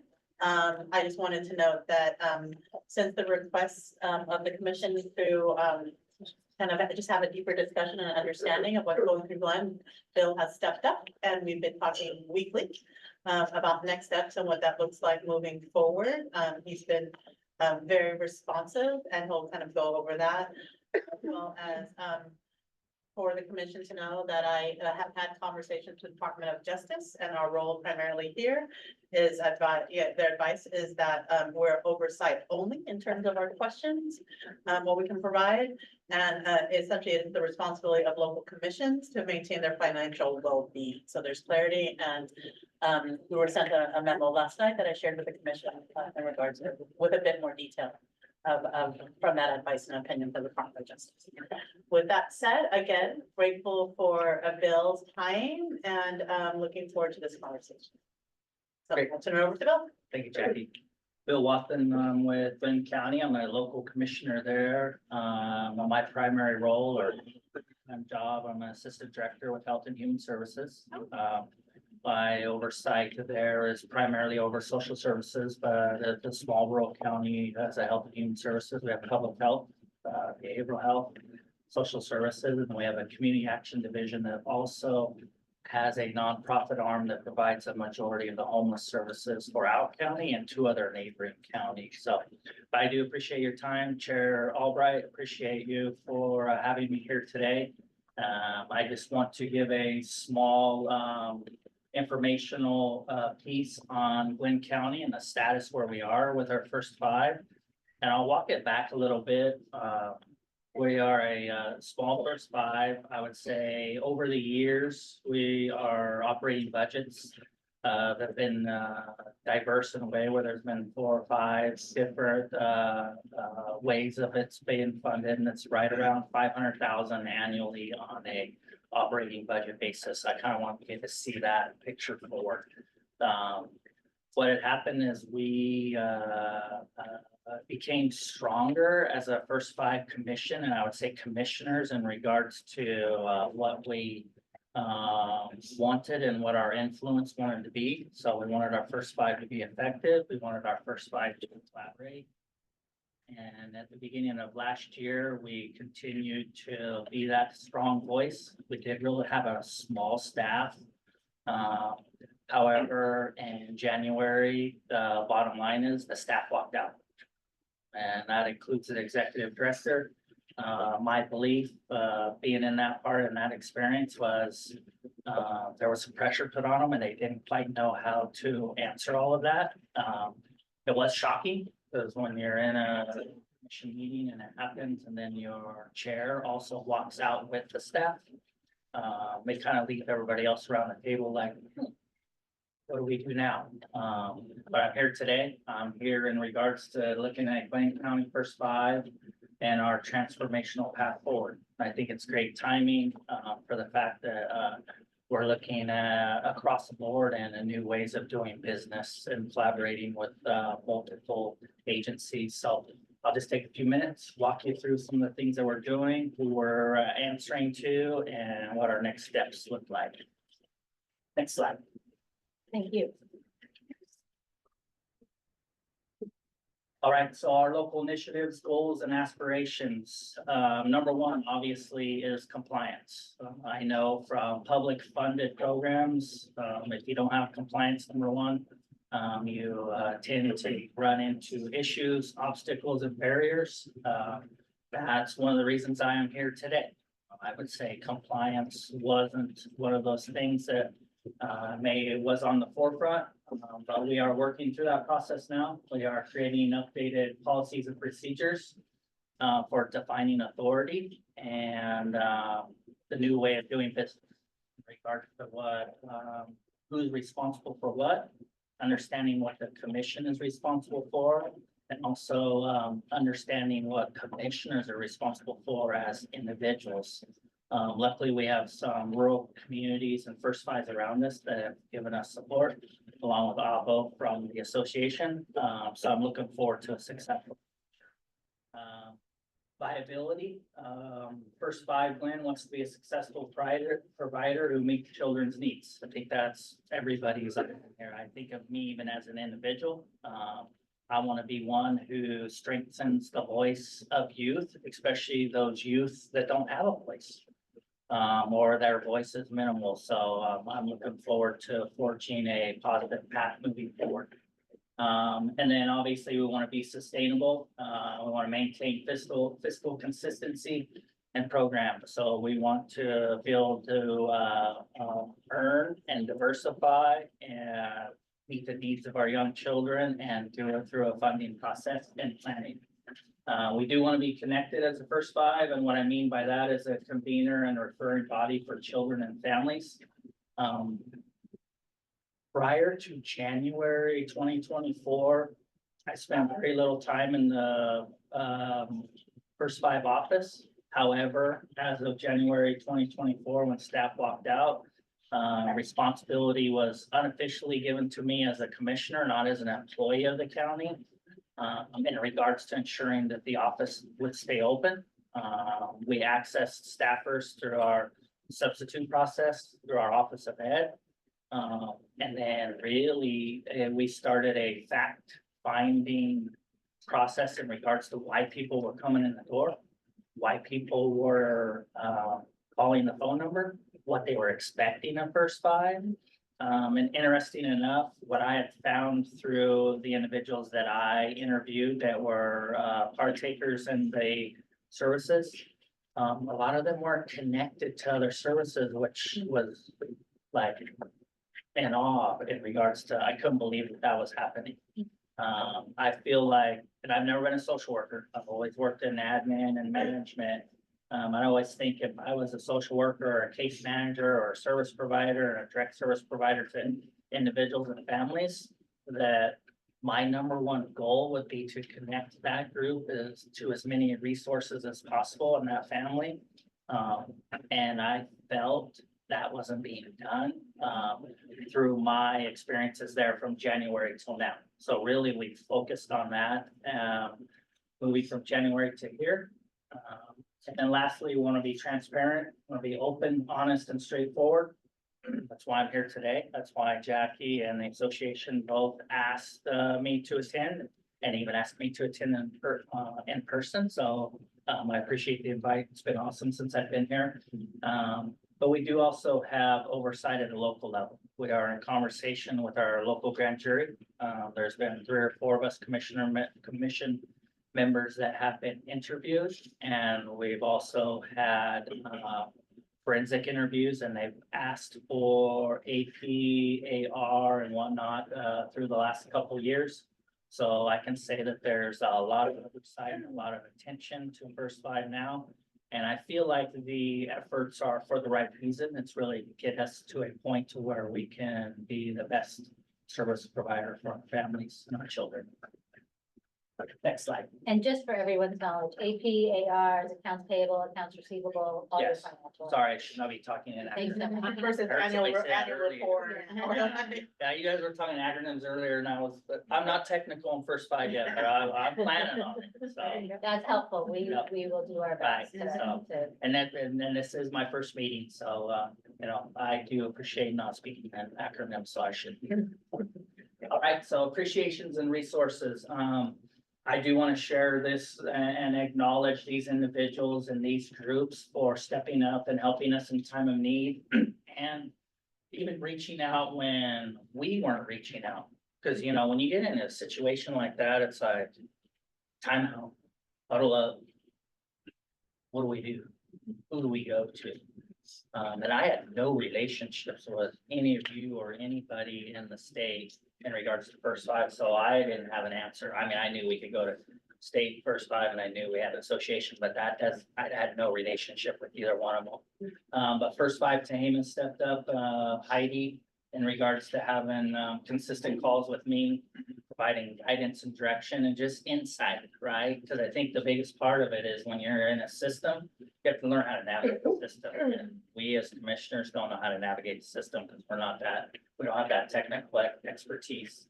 And I do want to appreciate Anna from Butte County for being in that same role and really being that template sharer in regards to how to conduct business and how to do business and how to gather information that's going to be appropriate for us to be able to move forward. And also Butte County and Sonoma County for administering our home visiting program. And then Jackie and team really getting us through the process, because I kind of like to look at this as a process of being, it's kind of like going and getting a college degree, right? You got to run the program. You got to start at zero and you got to end with a bachelor's or master's or whatever it is. And there's a bunch of steps in between. And really that's where we're at today. We're in that middle of creating and establishing and finishing those steps so that we can be a compliant viable First Five in Plant County. And then the three on the bottom are the local agencies that help. We have a community action partnership.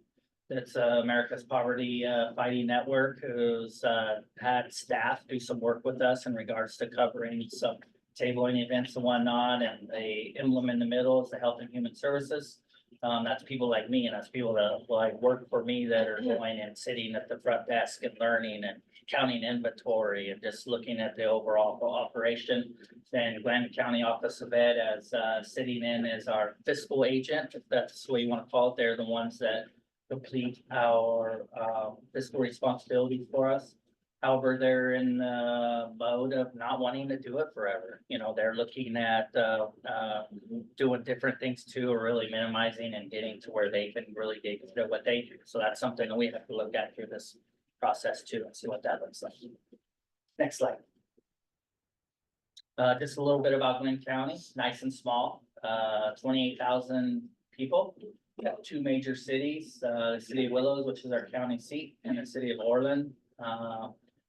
That's 1,314 square miles. Persons per square mile is 22. I thought that was interesting because if you go a statewide persons per square mile, it's 239. So I think one thing that I think I'll bring to your attention, and most of you guys may know this about the counties that are really diversified to have metropolitan area and rural areas, but rural areas present additional concerns when you talk about remote access. You talk about the ability to get to a point and the ability to have access to public transportation.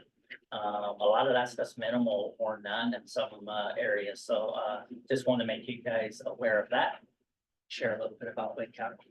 I grew up there. I don't live there now. I live in Butte County, but it's my county. Next slide. Next steps, I want to share this with you and just give you a little detail in regards to what that looks like. We did complete the process of submitting the audit to the state controller's office. That meeting was held on May 7th. At this point, we have some additional steps to complete with the state controller's office, and that's really getting to a point of what our corrective action plan is. What that includes in regards to policy and procedures update. That part of it is not done because we do have a short-term plan in place. However, we don't have a long-term plan in place. And what I'll share about that is our short-term plan, as I look at it, we're working under an emergency state. That's the way you want to look at it is. We're operating at like 30% of projections. Our goal is to get to 15% of projections and expenses for by July 1, which I believe we'll get there because we do have to recuperate and begin to build a fund balance. However, what we have now is we have what I would call a negative fund balance. Think of 500,000, we have a negative fund balance of right around 96,000 and some change. That's how, I mean, if you look at it, it's 20%. And really, it'd be nice to have a fund balance on the opposite side where you do have a fund balance of 100,000, so you have operating funds to be able to move throughout the year when you go up and down through grants. So we do have to complete the minutes and have our next meeting to have ratified minutes that shows the meeting was completed, and then we'll have action steps with SEO, and we'll have really what it comes down to is regular local technical assistance calls, ensuring that what we have put in place is allowable and effective and workable. Right now, what I mean by emergency state, any expenditure has to go before the commission, no matter what dollar amount it is. So, and that's not a commissioner, that's the commission. If it's $5, if it's a PG&E bill for a building, whatever it is. And then, so at this point, our next step in there also is we have a inventory that's scheduled for May 29th. And why I say inventory is, we have a lot of items in the building, this first 5 buildings, or first 5 property. And we also have 3 storages full of different stuff, and we're talking toys to, COVID response stuff. So we really have to go through, look at that, see what's there, potentially see if some of it's worth any type of monetary value, and if we can separate with it, we will in a way is sell it. Obviously, there's steps we have to put in place to be able to do that so that we can refund and recoup the expenditures or the over expenditures that we incurred in 22-23. Obviously, we'll have an updated staffing plan and programming plan. Interesting, and it was nice to hear others talk about it earlier today, and I know a couple of places that we're looking at in regards to diversifying is in regards to programming is around Cal-Lane, and working with Partnership Health in regards to possibly accessing funds that way to create capacity. However, like what was shared earlier is when you diversify and you get more funds or different types of funds, that also diversifies the admin and oversight and the reporting and who you report to and what those cycles look like. So we also all have to work through that. And I know when I started heavily on this in January, I thought, man, I want to just get it done. But there's so much work to it. I wish it was done in January. I'm looking at getting some technical assistance from the state first 5 and with the state controller's office this summer. Hopefully we get back on pace sometime in July, August. At this point now, we're definitely just planning, still fact finding, and still continuing to move forward. And then lastly, it relates to compliance and the ability to complete annual reports appropriately and any other reporting and compliance submittals.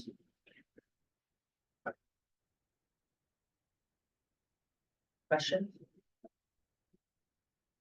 I have one. How many, it might have been in your slide.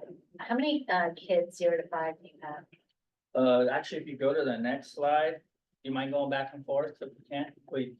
So I'll share this, and this is demographics for our county in regards to ages. So there is only a 0 to 10 on here, which is 22% of our population, which is just under 6,500. 0 to 5 is over 50% of that, so anywhere from 3,300 to 3,500 at any given time.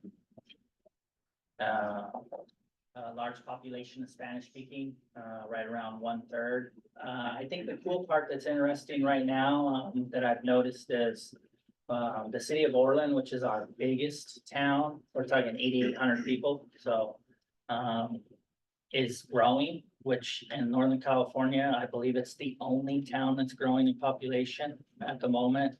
And it possesses the biggest, largest school district in our county as well. And it's reporting growth of 4.9 to 5.1% annually right now, which is opposite of most because schools are also diversifying, different types of schools happen. Part of that is I look at our proximity in regards to Chico. We could probably be looked at as a bedroom community for Butte County with a little bit cheaper housing and whatnot. Definitely the need is growing. I think the other thing that I will share with the population is Medi-Cal serves 13,800 of our 28,000 members, which that means 50% of our people are on Medi-Cal in the county. 0 to 17 is over 60% on Medi-Cal. So the majority of children are on Medi-Cal, and that number is greater than the number that's here. So that's really one area why we've looked at CalAIM as being the ability, the possibility to diversify and have the ability to build capacity one way or another. Can I add value add? Is that, I think 22% of the number is about 3,000. And the last ACS data had children 0 to 5 in Glenn County at about 2,000. Right. So that's more than half that 22% of 0 to 5. And I think one next step that I will add in regards to staffing, if you can go back one, or this one's probably more intriguing than mine anyways, but you can stare at that one, it's fine. What we've been working with is we've put some communications out to some of our rural communities in regards to creating a list for us to move forward with some expertise, and we're hopeful that we can fund like a past executive director or a retired executive director for a portion of time and a temporary basis to really get us off the ground, and then really help us do an internal audit in regards to what we could and should look like moving forward and what we should attack, right? Because I mean, I'm coming from one perspective, but I believe somebody in the First Five network and with that experience could be a much more resourceful than someone like me or others who don't have the First Five experience in our county. I think a couple of accomplishments, I add accomplishments in there because I feel like I haven't accomplished anything. We do have 3 new commissioners for 2024, so I'm excited for that. Our county health officer was brought in January. Actually, his first meeting was the one they all walked out, so we kind of blamed him. That was easy to do. Our county librarian, which is really cool. We're small enough. She's over 5 of the primary libraries in Glenn County, and they provide a lot of youth service, especially in the summertime and break times. And then we have a county volunteer for Salvation Army who has, and then we have interest from 2 other people now that have came forward. So that tells me something as well. There's new people at the table. So there's new people that want to engage. You have new people at the table and you have new people that want to engage. I think we have the opportunity and ability to move forward positively.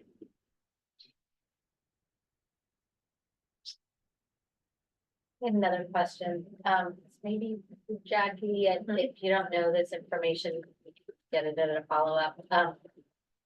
What money does First Five California give to Glenn County in terms of grants? I'm actually asking specifically what our oversight responsibilities are in terms of auditing our money that went to Glenn. So SPC Pay is based on a reimbursement model, which is our part of our 20%, as you know, before. And then so the 80%, which is actually probably budget wise a large portion. However, because there haven't been services, there's nothing to have reimbursed for. Right, so because of the staffing issues and whatnot, and so right now for this year, and Dr. Dominguez Brinkley will correct me, and or Marsha, I do not believe we released any payment for the 23-24 years to Glenn. For SPC. For All SPC. together. And the 20%, the 80% that is owed through the formula, also was withheld by SEO starting. I think it was January. Starting in January to withhold because the audit was extremely delayed. And so, those are the 2 buckets. However, they also because we went to a regional model with home visiting, the home visiting services have been provided because of that coordination, as well as through our impact is also a regional model. and that we've talked about. So those are two major shifts we made in how we fund. And so supports are provided through impact that way as well, but they're not the primary grantee. They are sub-grantees of a larger fiscal agent, if you will, fiscal first five. And they are performing the duties too. Correct. Yeah.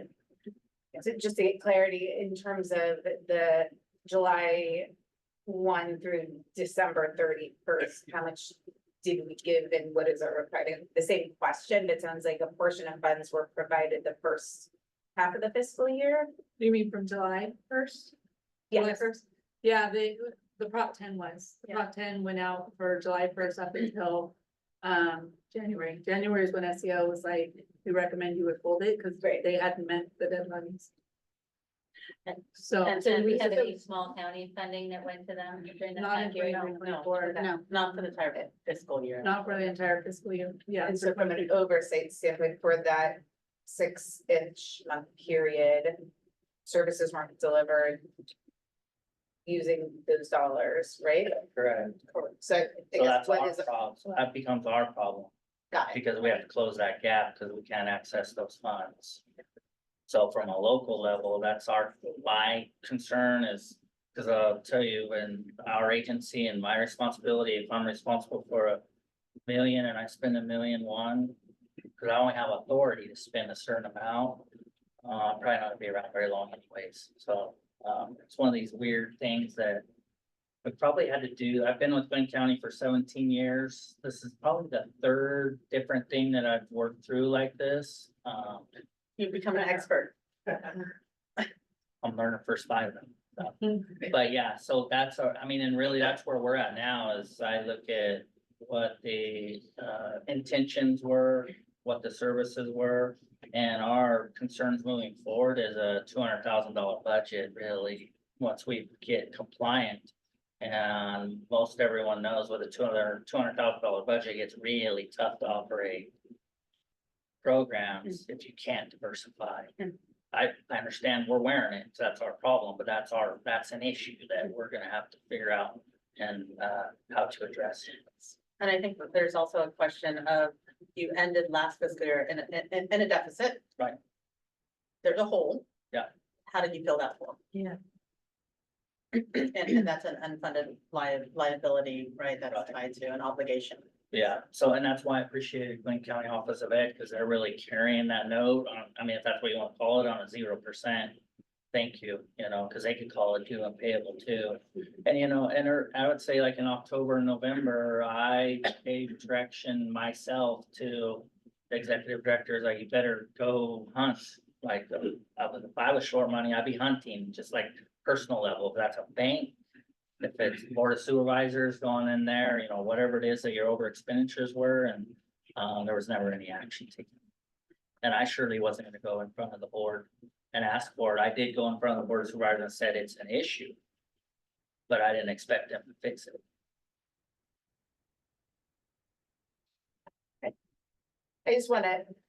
I really appreciate you coming and sharing and stepping up.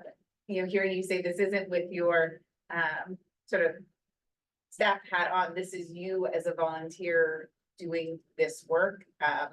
Clearly not what you signed up for, so I appreciate you sharing with us where you are, taking the steps to move forward to address this. And it sounds like things are moving forward. So I appreciate you not walking away. Right. And one thing that I didn't share earlier there, which I might have alluded to a little bit, we are doing a full forensics investigation. So we have a private investigator that's taking a peek at every expenditure made. The interesting part is when they say Amazon, it's a little funky when you have to try to get stuff from Amazon in regards to not having access to appropriate accounts, but we're getting there. But obviously there was some shortfalls in between fiscal department, the executive director, and a board chair. Bottom line. 3 people. Are those 3 people still living within this community? Living in the community, not the first I time. would think. Think about that. Yeah. I know they're not working or volunteering anywhere. I don't know where they live though. Your staff, the staff hopping with it before they walked off? Bye. And are they still staff members? No. No. Yeah. Yeah, so, that's why, like, right now, we're spending 15 to 30% of what was projected with full staff. However, what hurt us is the first half of the year, which was brought up, is that was still, it wasn't full staff, because at that point in time, they're given direction to go down to 50 or 60%, because they were full timers. As of July 1, 23. July 1, 23, they all got reduced to 50 or 60%, one or the other. So we ran at that level through December, then January was a big change. Now we're running at, like I said, 15 to 30% level, depending on, like, the forensics costing us money. But it needs to be done for diligence purposes. And now the families are being served by other agencies, other counties? Is that? Other counties and other agencies. But yeah, so the primary output is by Butte County right now, and they've really stepped up and they're entering a lot of our forums, on the public health side, behavioral health side, and I think it's been a great collaboration. And I mean, it might be a little cliche, but I mean, we're stronger in numbers, and we have a number of our people, who seek services in Butte County, because we don't have a lot of specialty services in Glenn County, and we don't have a hospital. There's not an emergency room, so if you have to go to the emergency room, you go to Butte County anyway. So there's a number of our people who live there that get served by Butte County anyways. And the cost of those services are not accumulating on Glenn County side, it's accumulating on the other partners of that. Yeah. And that's for the shift in the regional models for home visiting population. And we appreciate you stepping up, because the initial plan was like to share it, do a little bit of both. And then when this happened, then that's an example. Anna called and said, how about we just do it all? And I was like, hey, man, let's go. Like, I'm with you, because you're ahead of where I'm at. Bill, thank you so much for your transparency. And recently we got, oh, go ahead, sorry. I was gonna say just a little bit of that, but I just wanna say thank you. This is hard to come up here and say these things, and you weren't really even that much part of it, but I guess I just wanna call out two things. One is, I just have to say it, a lack of judgment, because any of us could be here any day when we're not looking at our indicators. And it's why I just wanna do a selfish plug for me. When we're pushing on this commission, it's because we're responsible. We're ultimately responsible. And so again, just a message out to the counties. I'm one of them. I'm part of, Persad LA. When we are funders, asking for certain accountability measures, this is why. We have to be responsible for our money too. And so I just really appreciate that, but I would like people to look at it from not a perspective of like, oh my God, how did you get there? We're all kind of one person away from being in a situation like this. And for those of you who sit on commissions or boards, make sure you know what's going on. And so that would be really just my question, outside of the thank you for your candor and for your digging in and going through the crisis management steps. You've listed them all.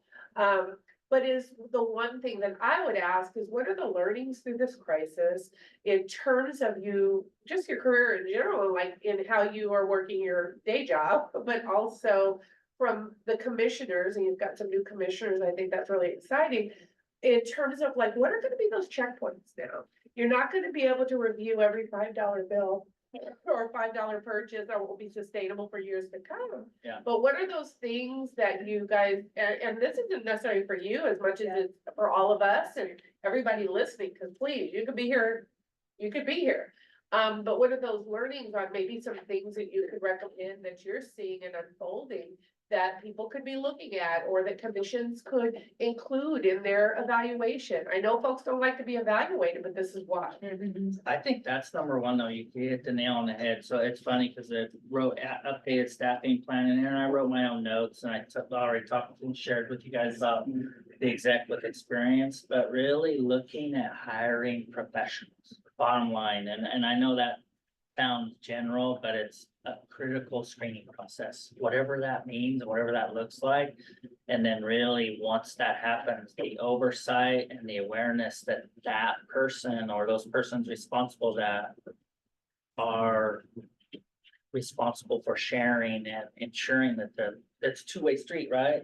I have to check in with you and you gotta be able to check in with me, and that's where it really, that wasn't done. I feel not well. And I think that's great. And the one thing I'd like to pull out in that is, and again, you guys all have to soul search, but a lot of people that are at a higher level, even if it's a small county, so higher level is just the second employee or don't get really good evaluations. I had to push my board to not only do a soft skill evaluation, but a metrics evaluation, where the things that I committed to as an agency strategic plan and financial records were included in my evaluation. I know that that seems a lot, but when you're when you are the head person in charge in an environment, a lot of times the boards or the commissions don't, are trying to be governance and not in the weeds, but I think there's a healthy balance of that.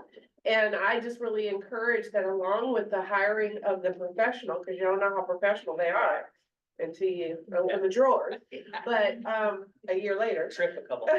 Right, but it's to build those annual evaluations in every single year for every single staff and for every, for the leadership, of course, from a commission level. Because I see when I do evaluations of delegates and other folks that reported to stairs, that's not happening. And so I just really encourage that. Yeah, they're spot on.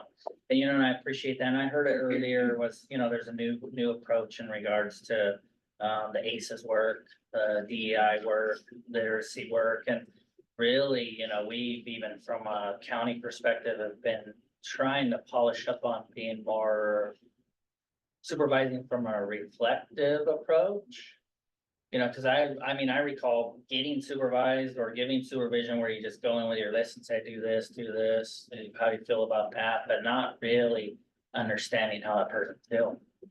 Cause you know what, if that may have happened and we got to a point where how that person was doing and we realized they were lacking, we may have been able to prevent something. However, when you're just getting a thumbs up with the walkthrough, you're like, thumbs up, that wasn't good. Can I ask one more question? And there might be more questions. So I'm saying this with some asking this with some caution. We have a role as oversight only here. And what can we do to be helpful in that role? I think one thing in it that I thought about earlier was, I would say commissioner training, that make like board training. So that people understand what their roles are and their expectations.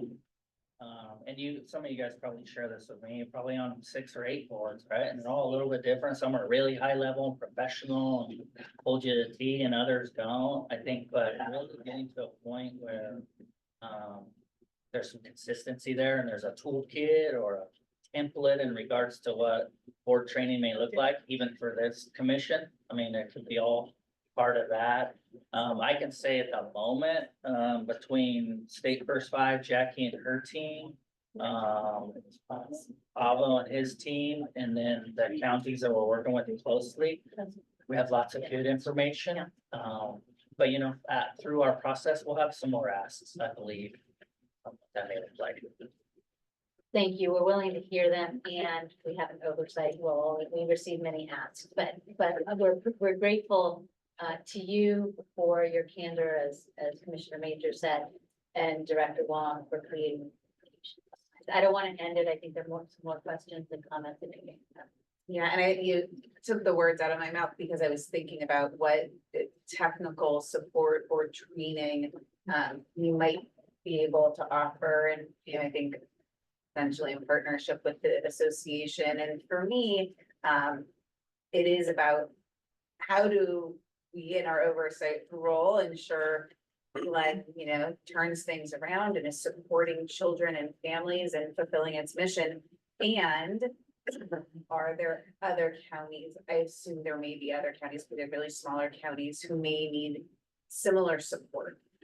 Who may need training and coaching and support with that oversight. And so my hope is that we're asking that question of all of the counties, maybe collectively with the association to really understand what those needs are, what help in our oversight responsibility we can provide, and any technical support. I think often we think about small counties, we hear year after year about the unique challenges small counties have when it comes to serving children and families. And you spoke to some of those things, but we don't always talk about some of, and we hear, you know, administratively things are challenging, but I don't know that we think about their commissions and maybe challenges that they face. And so I think for us, if appropriate, to think about our role in supporting other commissions and commissioners in doing their work. Can I offer something? Several months ago, before this happened, I engaged the association in Avo in a conversation about a handbook. Because half of the EDs are fairly new. Right, to actually engage the former first 5 EDs, I mean, you would call this.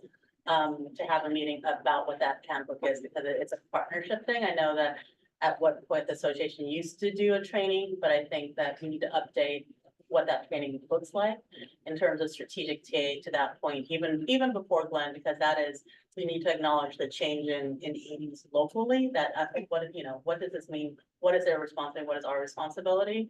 So it's an offering. I hear that's a thumbs up and probably a good thing to do. And not necessarily hindsight, so we will definitely follow up on that. And I guess just to be, so I think that's great. And, you know, I don't want to lose the training for commissioners, right? Because in this case, you could have provided all kinds of information to the ED, who knows what would have happened. And so how do we also create a parallel process for ensuring all new commissioners in every county receives comment, you know, a handbook or whatever. I mean, I don't want to get into this, but information to do the best job possible and to do right by their communities. I think it's two separate pieces of work, but hopefully mutually reinforcing. Commissioner Majors and then Commissioner Bobby. And I was just gonna ask this question, and I don't know if it's an association, but I'm part of a lot of networks and groups.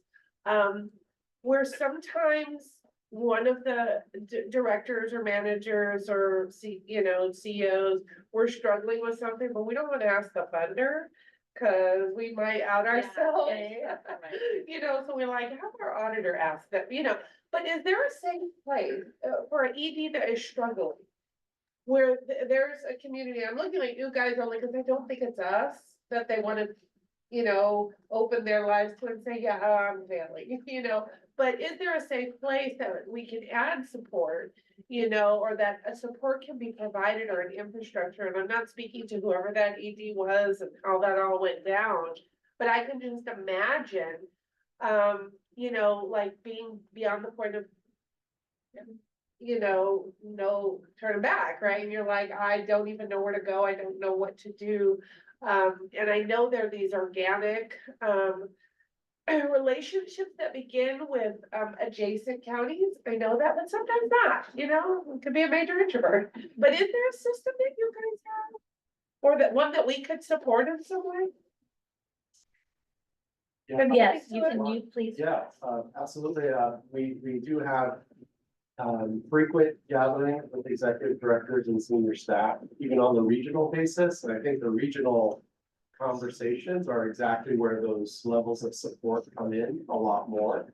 Where if one county is struggling with whatever it may be, they put that on the table and other neighboring counties can support them. This is an example of how that played out. Okay.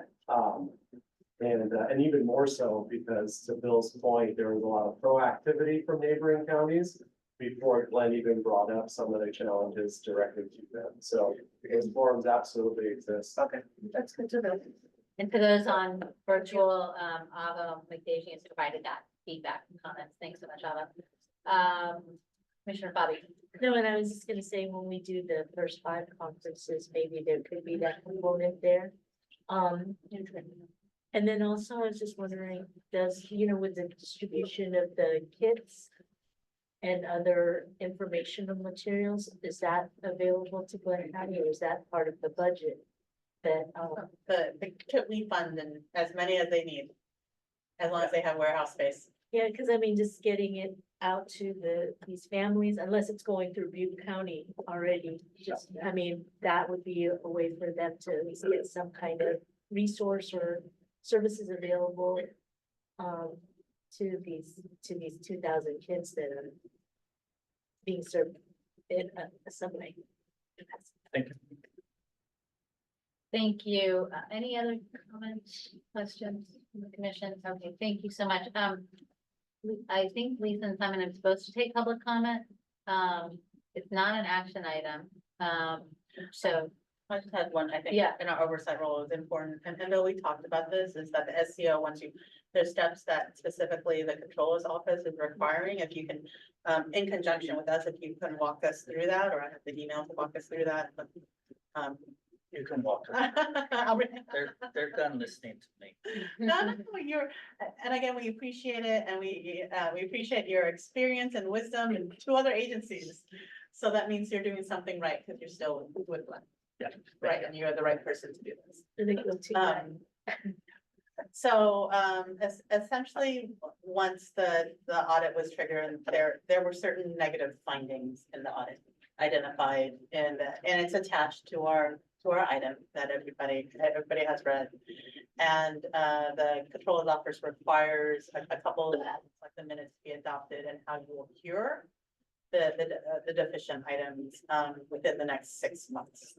So, I would like to offer and say in our TA oversight role, wanting to work with you on how to cure those internal, I mean, these are really identified internal deficits and what the APs and ARs, right, the accounts payable and ARs, about what that looks like, because we do want, you to receive the funding for the 2,000 kids, that is at least 20%. And then the APRs, I know that you and others have helped you with the annual reports. But just, I think that's the bigger thing with the controller's office. How do we help you meet that target date in the next 6 months, if you will? Yeah. I think it really, the number one thing for us is just gonna be navigating the portals, the reporting compliance, the forums that we need to make sure we have representation at, or that we're allowed representation at, because we don't, with all of that, for a lot of these individuals, that's all secondhand for us. Really at what levels and who can attend those, because right now at the moment, and I would say for the rest of this fiscal year, we'll only have commissioners in regards to at a particular level. Well, thank you. When appropriate, love to have another check-in with you, whether it's October or January. We are doing our meetings around the state, but we invite you to come virtually if that's easier for you. And hopefully there will be a day that we can have our meeting in Glen County. That would be a wonderful honor to be there.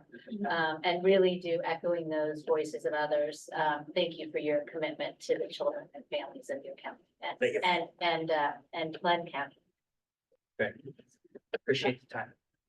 We do have public comment. So I think there's Simon, one person on the. There was, and there no longer is. There's a few now. No, excuse me. How many people do we have? It's 2 now, sorry about that. 2, okay, so we can take public comment, 3 minutes for each person on public comment if there's 2. I don't think we have any in the room. Oh, we do, I'm sorry, we have 1 person in the room, so we'll still stick to 3 minutes. Avo, if you want to make public comment, and then we'll do the folks on the phone.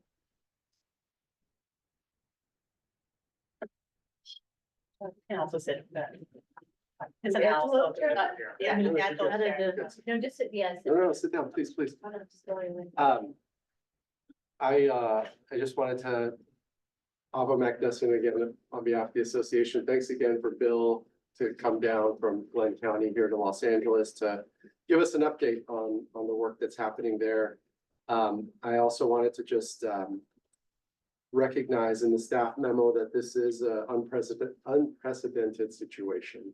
And to give some context around the unprecedentedness of the situation, 58 counties for 25 years produce audit reports, annual reports, grant reports to this commission, to the SEO, and to others. It equates to tens of thousands of reports to ensure compliance. And on top of it, you have local compliance with the Board of Supervisors and Commission. So I just want to emphasize the unprecedentedness of this. This is not the norm. That said, there has been other times, most recently when the executive director of First Five Stanislaus passed away unexpectedly a couple of years ago, and how local commissions and the association jumped in to make sure that there was leadership in place, that the commission knew what they were doing in terms of reporting requirements and setting up to get the current executive director in place. So those jolts do happen locally, and there are mechanisms in place to address it. So I just want to assure this commission that while this particular situation is unprecedented, the ability for counties to come together and the association to support is in place. And the last thing I just wanted to say is a thank you to the commission and to Jackie for meeting with Bill and others in Glenn and getting them back on track. A big thank you to Anna and Heidi and other small population counties who've come together to support. We are fully confident that Glenn is getting back on track, and we're there to support her. So I wanted the commission to know that too. Thank you. You make me think that maybe we ought to do some succession planning as well, and preparation. Two people online, thank you. First up is Mary Ann Hansen. Good afternoon, commissioners. I'm Executive Director for First Five Humboldt. I want to thank First Five Glenn County Commission's chair for coming today and providing an update. What a difficult situation to be in. Local control and local determination are absolutely essential in a state as large and diverse as California. And I know that Humboldt's families' experiences are quite different in terms of context and pressures that, for example, Modoc or Glenn County families experience. You almost have to actually visit our many counties to fully appreciate the deep differences. But in any government agency, challenges can come up, and it's why we have checks and balances like the annual audit requirement. As Avo shared, Glenn County's situation is definitely not the norm. It is rather unprecedented. But to Commissioner Major's point, it's something that absolutely has to be top of mind in our role as caretakers of public funds. It's something that our staff and our own commissioners try to keep at the forefront. We have 4 community advisory committees in addition to our commission. And so, you know, transparency might feel exhausting sometimes, but it's our safety net and our protection too. The leadership of the current Glenn Commission shows that the system can work and correct for issues, and they're taking those necessary steps. But I really want to call out my regional colleagues who have been absolutely essential to have provided absolutely essential support to me as an ED. Their collective wisdom and ability to call me out when I need to shift my thinking are always treasured. I'm in the Northwest region with Glenn County, and want to thank Anna and from Tehama, Anna from Butte and Heidi from Tehama for their amazing support that they've offered Glenn. I also want to thank Director Wong and First Five California and the association and Avo. The other thing that the association has done over the years is provide leadership cohorts that the association has funded and designed to strengthen the training for new EDs and senior staff, and those have been really essential to my own development and keeping me on track as an ED. I just think that us coming together like this, it proves the strength of our network, that we can step up when it's needed to strengthen that collective work, and that all of us together can move forward to achieving our shared goals when we support one another in both accountability and strengthening one another. So thank you so much. Thank you. I think we have one more caller. Yes, first 5 to Hema. Hello, can you hear me? This is Heidi. Yes, we can. Excellent. This is Heidi Mendenhall. I'm the Executive Director of First 5 Tehama, and I just want to echo my appreciation to Bill and the full commission for welcoming our support. We definitely have reached out and are doing our due diligence to ensure that all of our children in the region are receiving the most support necessary to thrive. I think for me, you know, I began being an ED in March of 2020, and one of my very first, I think it was like my second Zoom meeting was a Northwest Region meeting, and I didn't truly understand why everybody was so grateful and expressing positive need for each other. And within months, I was like, oh my goodness, this is our support network. This is who helps us get the work done. And that is so clear in these times. Like Bill mentioned, we were able to reach out prior to them reaching out to us because we are so close as a network. We knew that there was needed support. And we are grateful to be able to continue to give that. I also just wanted to clarify on behalf of my colleague Anna, who sent a message. She's the First 5 Butte director, and she had a family emergency and couldn't be here, that through the Home Visiting Coordination Grant, they're supporting coordinating services and engaging families. And just like Bill mentioned, that makes a lot of sense, seeing as though they are the hospital that many of those new families become families in, and that is on behalf of the coordination. So thank you. Thank you for being here today and providing your support, Heidi, as well as to Anna. Thank you for the shared support and showing us how we can collaborate together. Any other members? Okay, this closes the item. Bill, thank you so much for being here today and good luck. Thank you. Our next item is number 8. This is our last item before adjournment. It's a media campaign update. I'd like to turn it over to, who am I turning this over? Jamie, Collins Lopez, our communications advisor. If I could ask, I have just learned from one of our commissioners that today is the biggest travel day of the year. And so we are really gonna hope adjourn this meeting by 2 o'clock. So this is or before, this is a important, rich, detailed item. We've left enough time for it, but I do want to remind everyone, we are gonna try to close it off. Thank you. Yeah. So last month, the First 5 communications team, along with the contractor rescue, presented to our advisory committee on the status of our public education campaign. We talked about our current efforts and our future efforts, as well as gave a review of our mid-campaign evaluation. Additionally, we talked about our One Child campaign, our public relations office. So now I'm going to turn it over to our rescue team to kind of go over what we talked about with our advisory committee. Madam Chair and Commissioners, excited to be here with you today. Brandon Tate from Rescue Agency. So we're going to show you some new ads and new commercials for our campaign. But before we do that, I just wanted to help take a step back and recenter us on the work that we're doing.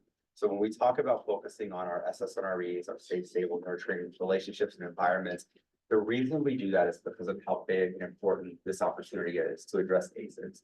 So the American Academy of Pediatrics have called ACEs the greatest unaddressed health threat that our nation faces today. And it's not just for our kids, it's the future that we all live with. Because what happens to children stays with them, and it's something that we all have to live with. So the way that we're addressing that is because this commission has adopted an audacious goal that in a generation, all children 0 to 5 will have the safe, stable, nurturing relationships and environment necessary to achieve healthy development. This is the cure to ACEs. And so this is a big, huge generational goal. The good news is that we've done this before. We, as a nation, as a state, as a public health community, we've attacked and achieved huge generational progress before. So I want to look at tobacco as an example of that. We look at the last century, tobacco rates hovered between 30 and 40% for most of that century. And what that meant is that we were losing every year 500,000 people to premature deaths related to tobacco causes. We were also spending $600 billion a year in just direct medical expenses. Children were suffering from secondhand, third-hand smoke, and living with chronic diseases. Tobacco was a huge issue that until in recent decades, we weren't addressing properly. 2005, the Obama administration passed the Family Smoking Prevention and Protection Act, which established new tools and resources. We started investing in treatment, in cessation, in public education, and in prevention, specifically prevention with youth, because we knew that prevention in youth was going to be the key to generational success. And what has happened over the last 20 years? We've seen tobacco rates of smoking cigarettes specifically, drop significantly to the point that we're now at the lowest we've seen in our nation's history, to 11.5% nationally. And here in California, we have the lowest rate of smoking anywhere in the country at 6.5%. Huge accomplishment and a generational progress, representing lives saved and billions saved. I know this 6.2% also represents some challenges for us from a funding perspective as well, but this commission should be proud of that because we had a role in helping achieve these results in California. So that's the good news. The bad news, the challenge before us, is that what we face now with ACEs is potentially an even greater threat. So I want to share that the CDC recently published a study where they looked at calculating the total cost of ACEs and how it impacts our country. They looked at two big things: direct medical spending, as well as years lost of productivity due to premature death, because we know ACEs is an early killer. And what they found was $14.1 trillion. That's not over 10 years. That's not over 5 years. That's every single year an annual cost to the nation. In California, that's 1.5 trillion. They looked at these types of diseases that we know there's a lot of data to connect ACEs to, but the study at CDC also admitted that this significantly underestimates the true cost of ACEs because they didn't look at things like suicide attempts. They didn't look at the intergenerational impact beyond just the first generation, and we all know that ACEs have an impact into the second and third generation beyond. They didn't look at other known ACE-related outcomes in adulthood, such as crime and unemployment and educational achievement. There's so many other factors that are not represented in that 14.1. They also didn't look at a series of other medical conditions that are known to be related, but are still being investigated. One of the examples the study cited, which is personal to me, is gastrointestinal issues. So as a person with a 7+ ACE score and a decade of working with doctors to try to figure out some of my own gastrointestinal issues, I know that as an 8-year-old child, having to call for help after seeing my mom have a broken arm and bloody eyes, I know that ACEs live with you. The body keeps score, and that what we're doing is much bigger than this number, and it's going to have a generational impact. So what solution is there? So we talked about SSNREs. That is the cure. That is the medicine we're trying to serve. We know that we started when we decided to invest in this public education campaign to address ACEs. Our starting point was, let's talk to parents and caretakers around the state around how to adopt SSNREs and incorporate that into their parenting. So we looked at best practices established through CDC and other players in the space, everything from establishing consistent routines, playtime, affection, talking, reading, and singing. We know that one. All of the SSNREs that exist. And we brought those concepts into focus groups and interviews and met with parents, excited to say, hey, let's figure out which ones are most beneficial and close the gaps on those. We learned something really important. As we had those conversations, parents told us a couple of things. One of them was, yeah, I do that already. I do all those things. Or we heard, if I don't do it, does it really matter? So we were dealing with if it ain't broke, don't fix it problem. And if you're a parent of any young kids, I've got a 3-year-old and a 2-year-old, you can sympathize with that because there's a lot going on for parents, particularly the parents we're talking about. We were reaching parents who've experienced ACEs themselves, who live with a household income under 75K. There's a lot of challenges going on in their life. So asking them to pay attention to this was hard. Then we introduced the concept of toxic stress, and the conversation changed. The tone and tenor of the conversation changed. We saw it light up in their eyes, that all of a sudden we had given them what happens biologically in their child's life. And maybe even if they were willing to hear it in their own life. And it gave them a reason to believe. It added urgency to a topic that they had never even given thought to. And it gave context for everything we had said before. So we knew our purpose and our strategy had to be introducing toxic stress and educating around that. Jackie and I were recently in Santa Monica. She was presenting to some funders around early childhood. And I had the pleasure of sitting right next to Dr. Jean Barqueras. I talked to her about this finding, and she said, that's exactly what I saw in my practice when I talked to parents that came in to see me as a pediatrician. And people are often skeptical, she was telling me, of why are we talking about ACEs and toxic stress? Do we need to do that? Can't we just talk about the SSRIs? And she said, people don't want the medicine if they don't understand the condition. And I was amazed to know that what we found in our research was aligning perfectly what she found after years of practice. And we're doing the right thing, she said. So we know that there's going to be stages to this work over time. It's going to take months and in some cases years. We were starting at a point where people didn't really understand this. That's what pre-contemplation is. We needed to move people into thinking about this. I'm going to show you some evaluation results that say that we've achieved that, or we are achieving that really well. Our message has different cadences over time. So if you remember our wave one work, I'm not going to reshare it today, but I encourage you to refresh yourself with it. Go to our website, founderstarts.com, or go to our YouTube page. You can see all the work we produced. A great body of work so far. That was all in the education space. We needed to introduce the concept of toxic stress. We had ads with doctors talking about this. We had ads with parents, both moms and dads, and all of that work helped elevate knowledge.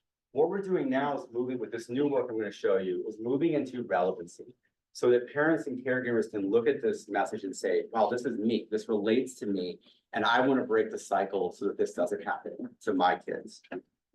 So knowing that, we went back into focus groups and we started to understand what has changed. So we've been in market for a while. How's the conversation changed? And what we were seeing is that there was a new openness for parents to want to say, looking at our work and saying, I've heard about this because many of them had seen it or seen our prior work and said, how does this relate to me? I want to know more about, this sounds like my experience as a child. And I think that you can see some of the quotes here where parents are telling us that they were bringing into their own parenting what happened to them as a child. So we knew that our next phase of work, which I'm going to show you next, needed to help bring out that intergenerational aspect of ACEs, because the true cure is if we can get parents to start thinking about how their own healing. Because when they can think about their healing, that's going to make their parenting and their prevention and addressing things for their children that much easier. When we played the ad that I'm about to show you now in that same meeting, Dr. Barqueras looked over at Jackie and I with tears in her eyes, and she said, this is the best thing y'all produced so far. I'm really excited about this work. This is the conversation that needs to happen. So I hope that you have a similar experience. I want you to see this new spot now. My childhood was tough. I didn't grow up in a warm, supportive home, so the trauma I went through led to something called toxic stress. But it's gonna be different for my son. Is it possible to turn off the light? Yeah, it's very quiet. Maybe the light. Oh, okay. The light, yeah. All right, let's get a better viewing experience. One more. Yes, thank you. Thank you. My childhood was tough. I didn't grow up in a warm, supportive home, so the trauma I went through led to something called toxic stress. But it's gonna be different for my son. I'm giving him the protection he needs to defend against it by taking time to play, even on long days. By offering extra patience, even when it's running short. And giving him the assurance that he's safe here. Learn more at first5california.com. Thanks for the wise, and when you get a chance, watch that without the skipping. Apologies for the technical delay. I think it'll be a better experience that way. If we move to the next slide. With all of our work, we tested before it goes to market. I mentioned the focus group testing before we produced it. Then we also do a survey quantitative testing before that. And so we look at something that called perceived effectiveness. It's a 5-point score that the CDC says. The benchmark is 3.0. Anything above a 3.0 is effective and able to go into market. We exceeded that benchmark with a 4.04 for our English spot, 4.09 for our Spanish spot. We also, from these results, were told that parents understood the message. Then they also told us that we were striking the right emotional tone, which is important for us to know. We wanted to strike the balance between a very serious topic that also felt hopeful, so that they understood the severity of it, but it allowed caretakers to walk away going, I can do something about this. This isn't the end of it. And they echoed back to us what we hope to see in these results.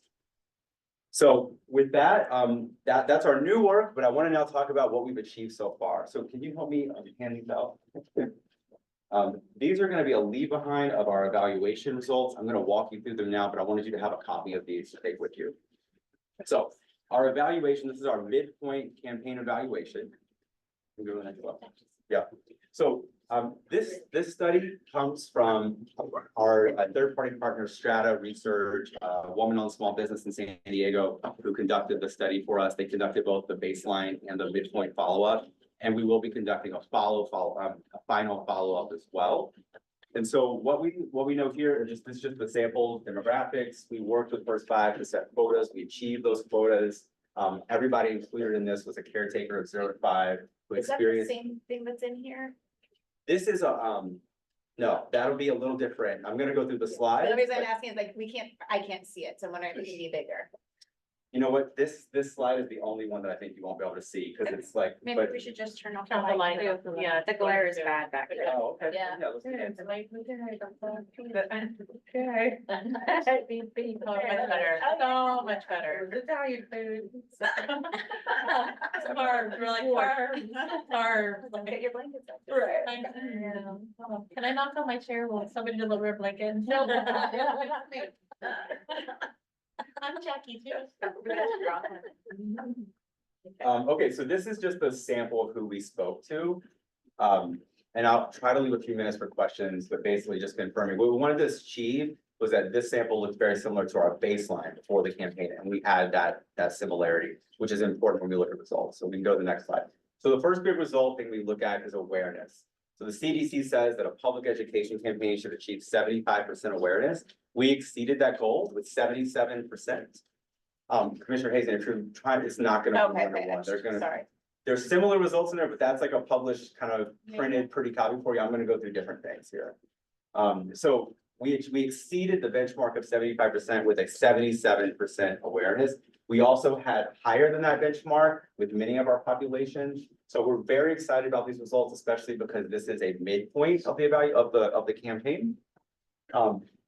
When you see a number like 77, it might beg the question of like, oh, can we get more? Can we go higher? I do want to just say that we want to achieve the benchmark, but we always need to have some degree of unawareness in our sample, because that is what allows us to tease out differences of effectiveness. We want to look at those who are aware and unaware, and I'll get into that a little bit more, but this is a great goal that we achieved for the first point of the campaign in our terms of awareness. What was your sample? Just a point of if I may, through the chair, just a point of observation. Interesting to me that the Spanish speaking respondents had higher recognition. Good thing. Yeah, we had high recognition among these populations, LGBTQ, Spanish, Black, white, and older, as well as certain areas of the state as well. That's pretty impressive. And we're very intentional about that work, particularly in the Spanish audience. We work with some great Spanish partners. We made sure that all of our content, we had not only bilingual content, but also content that was ideated in Spanish to begin with. So these numbers are exciting, but it was part of an intentional effort. Were the regions, the higher ones, and it's only by a couple percentage points, but is that where the media played the most? Not necessarily. Los Angeles isn't here, and that's a big region as well. So it could be that we, because they're slightly smaller, that our media had kind of over indexed, it's a bigger impact there. There is nothing concerning is a good thing in all this. Yeah. All of this is successful metrics around awareness of the campaign. And what was your sample size? Go back to the first slide. 673. Oh. Okay, let's go. So that was awareness. The next thing that we look at is engagement. And so engagement has to do with moving beyond just being aware of the campaign and actually interacting with the campaign. This can be through our website, through social media, through events, and sharing our message. For a campaign of this type, the benchmark would be around 50%. For engagement, we exceeded that at 58%. These are the top 4 areas where we have engagement. And if it's okay, because I was given a time cutoff, I have about 20 slides to get through. and then I'm gonna try to answer questions. So let's just keep going. Unless you wanted to get delayed to the airport. No, no. It's up to you. I have all day. I know some of you don't. though. Let's just keep going. I do too. We can hang out after. Commissioner.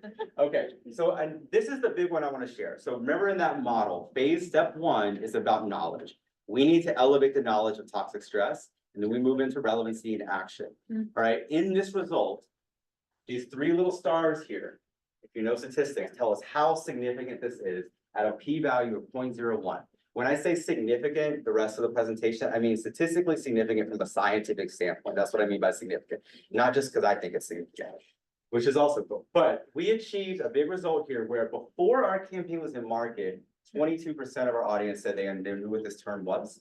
And now 58% of them know what this is. We also verified this with open-ended responses to say, well, what do you think toxic stress means? And this includes those that can actually give us an answer that's relevant, not just someone who, doesn't understand what it is.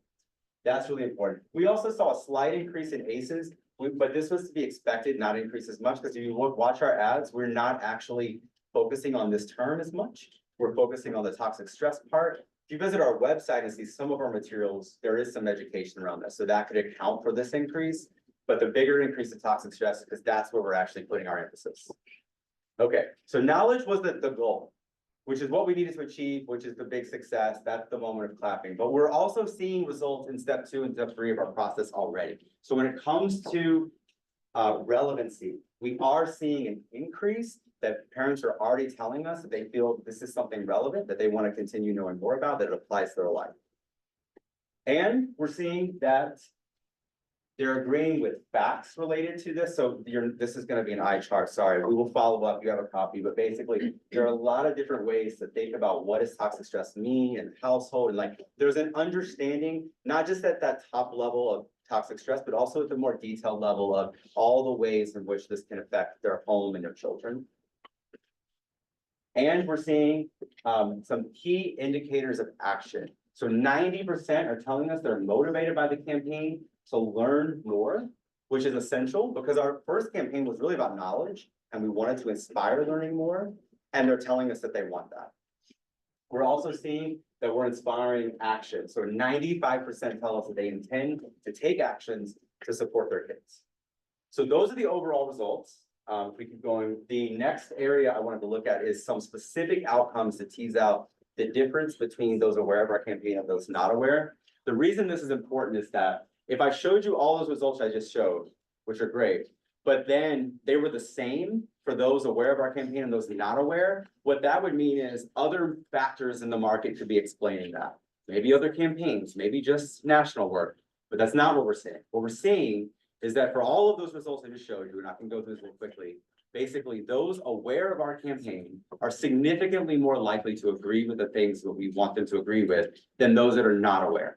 That means we can take credit for the work. That means our campaign, our work is the most likely indicator for where the results are coming from.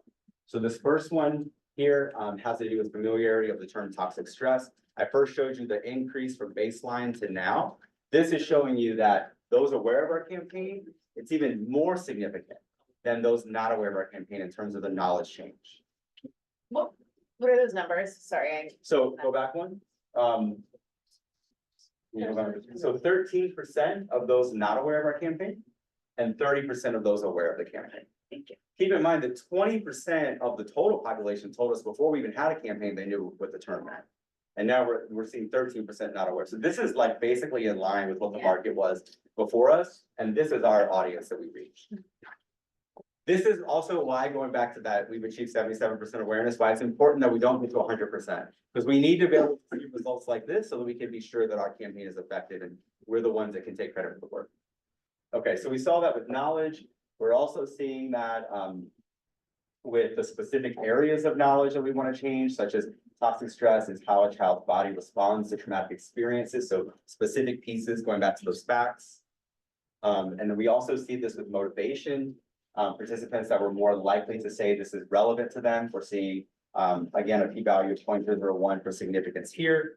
And I think the last one is around action and motivation, right? Participants were more likely to believe that toxic stress can be overcome. Well, this is important because we want them to not feel like it's the end of the road. that when you experience toxic stress, they get it, they understand ACEs, but is that something I live with or is it something I can overcome? We're leaving our parents and caregivers with a hopeful message because that hope is what inspires action. And we're achieving that. We're also seeing that they're significantly more likely to know what actions they can take. I think that might be the end of it. Is there one more? Okay, so summary. High awareness of the campaign, 77%. That's the first thing you have to check in any public education campaign. It tells us that our outreach is working, that we're reaching the right audiences.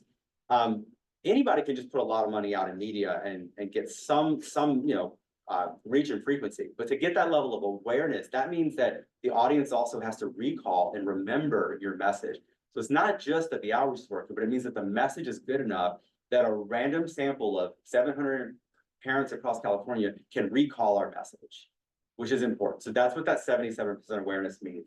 We also see that our campaigns are still achieving high perceived effectiveness scores. I didn't get into that. It will be an appendix, but we also looked at PE scores for all of our ads just to ensure that even though we tested them before we launch, when we evaluate, we still look at that and they're still achieving high perceived effectiveness. Our campaign also has had a positive impact on perceptions of First Five overall, which is great. We're seeing over time, there's already pretty high perceptions of First Five, so I didn't get into that, but we did elevate that to another level. Significant growth in the knowledge of toxic stress. That number 4 was the big thing we were supposed to achieve, and we did that. And then we're also seeing results in later stages, which are around irrelevancy and desire to take action. So far, really great results. Any campaign at this stage could not ask for better results, especially at a mid-campaign point. We look forward to sharing with you the final results in the summer as we're collecting that data now and looking at that. I have a couple minutes for questions before we go to our final topic, which is going to be a slightly different campaign. That's our whole child public education campaign around childcare. So anything before we jump into that? I did that very fast, so I hope that was That was great. I have one question. Do you think these results are as where they are so good because of the campaign message or because of the stickiness of the issue? Like, is it both? You know, was there something about this issue that grabbed people, or is it really that and of course your answer is going to be yes, it's the marketing that we did, and the campaign language, but like, how would you analyze that? Well, I think it's both, and I think I have evidence for both. So the stickiness of the issue, when we talk to parents in focus groups, they told us they were, to a person, they all wanted to do better by their kids than they had experienced. So there's already motivation for that. But they didn't know that this is something that was in that bucket. So there's so much motivation in this generation of parents and caregivers that may not have been there in prior generations around, I want to do better for my kids than I have. And they thought about that in the case of like educational attainment. They think about it that way. But when we gave them this thing that's happening biologically in their children, it became like an urgent alarm that they needed to do something about. So that is just the nature of how sticky this topic is. And I have to thank, leaders like Dr. Burke Harris who pioneered this topic, because obviously we were able to find how sticky this is, and it's being discussed with pediatricians across the state now. I'll also say, like, we're leading, the state of California is leading in this in a couple of ways. And every time Jackie and I go to speak on this, we're hearing that we built the infrastructure through what, the Office of Surgeon General is doing with training pediatricians and providers. But now the public education campaign is raising awareness so that we're driving people into those conversations about how they can address it. So it's very sticky. It's very interesting to parents because they want to solve problems for their kids. With that said, there are campaigns out there, there are materials out there that have not accomplished this. And our campaign has. So I think that we also took a very difficult topic and made it relevant in a way that we had to go across a lot of landmines. One of them is the own guilt and shame that parents feel. Because if we did this the wrong way, parents would say, I don't want to be shamed. And we actually tested some spots that did that.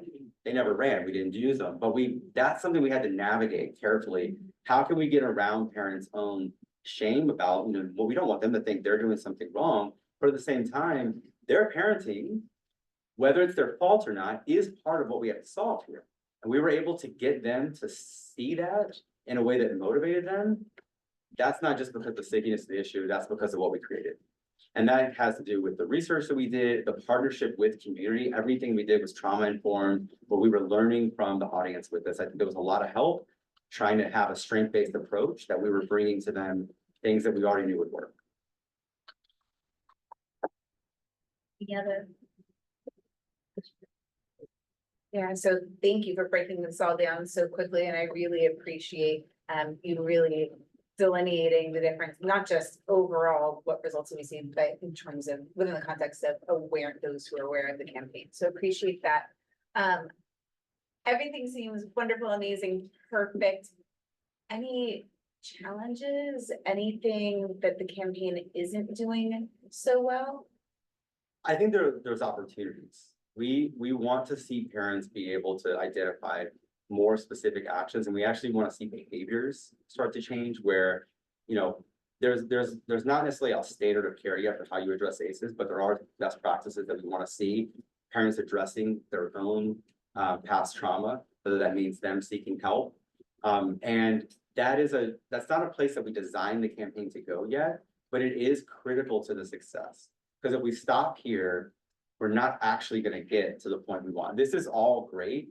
And if we stopped here, even with all the knowledge, it's possible that we could still have a generation of kids who suffer.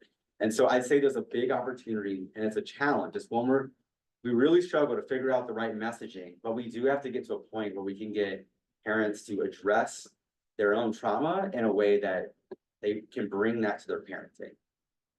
And then just one quick thing, just an informational piece. I know Jackie and Jackie are aware, but I keep lifting this up, which is San Diego has not been included and has not received any of this information in terms of, right, like, and so the data does not include any San Diego families. Well, Or has it we think San Diego because they played a really important role in this study.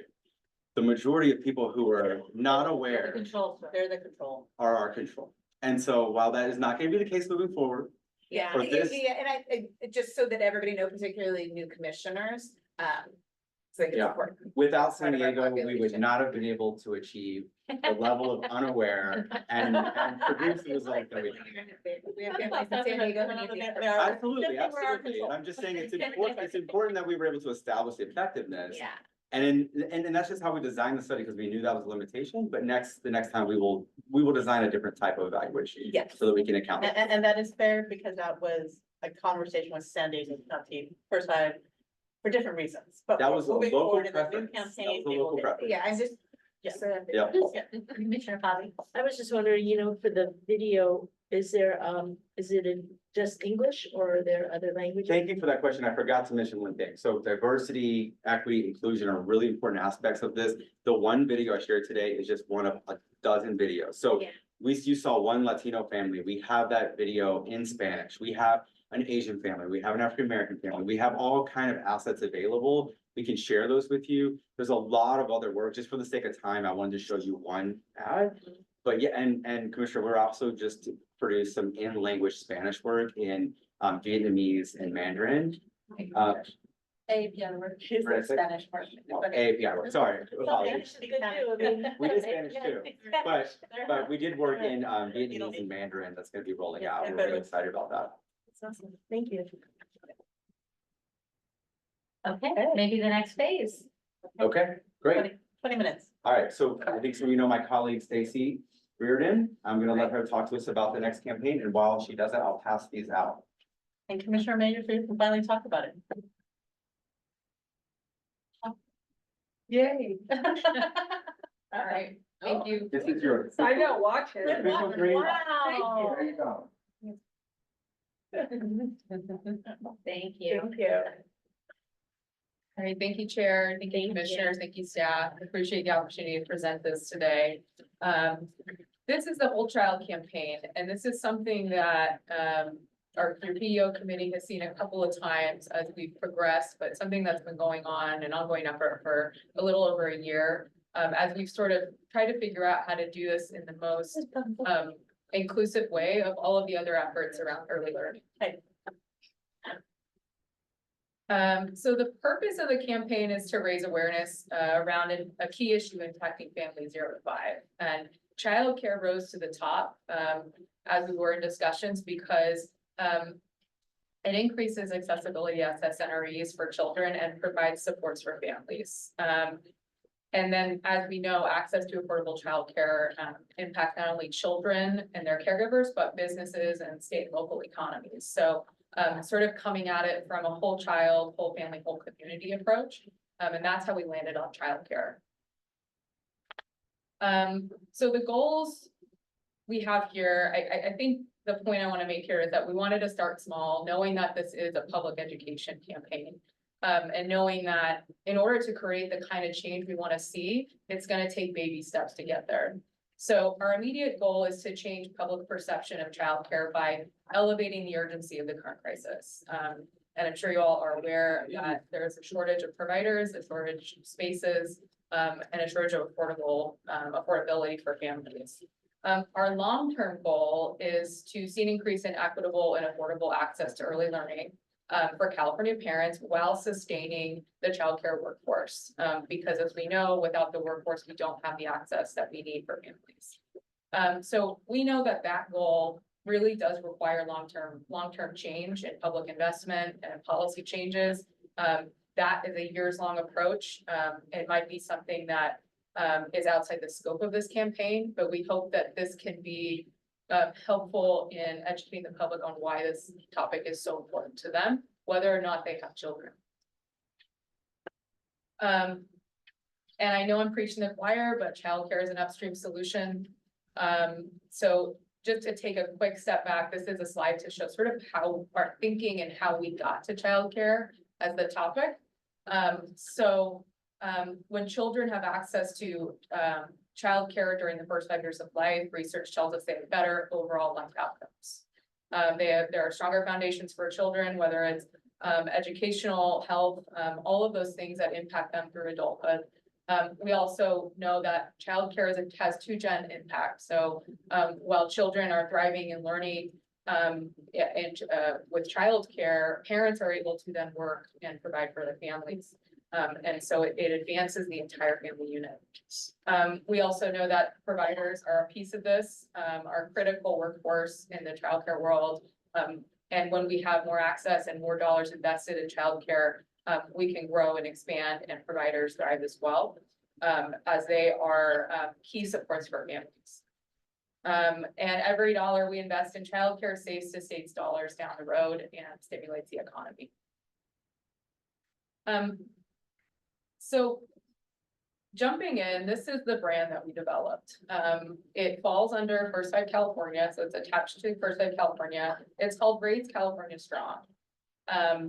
And we did a lot of research to get here, including focus groups and different brand and logo research. And this is what people told us that made them feel like they could engage on the topic. So I'll go through a little bit. So the goal of the campaign is obviously to increase interest in solving California's childcare crisis. And our strategy is really a solution agnostic. We want to build broad public urgency as well as support from typical and non-typical influential players. So typical players being early learning stakeholders. We want to infuse them throughout our campaign. We want them to be able to use our resources. We want them to be able to take our stuff, our assets, and use that to talk to their audiences as well. And non-typical influencers being business leaders and public officials who may not be primary caregivers and may not understand the relevance this topic has to them.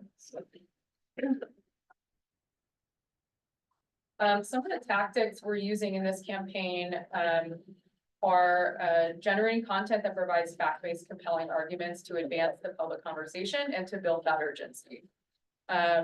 We want to collaborate with partners throughout. So I'm going to say this again, we really want all of this to be partner infused. We do not want to recreate the wheel, and we just want to be additive to the work that providers and provider organizations and child organizations are doing in this space.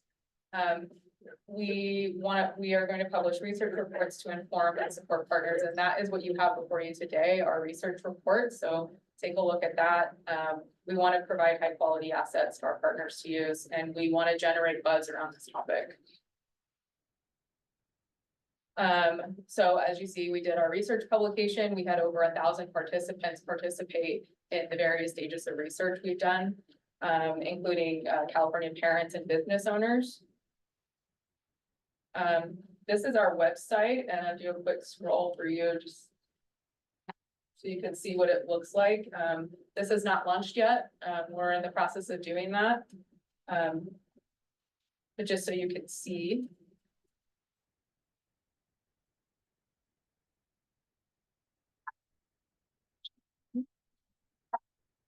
Oh, sorry.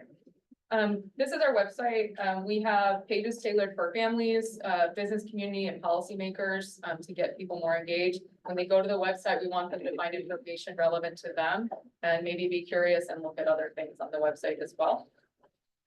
Our audiences, we take kind of a layered approach to audience work.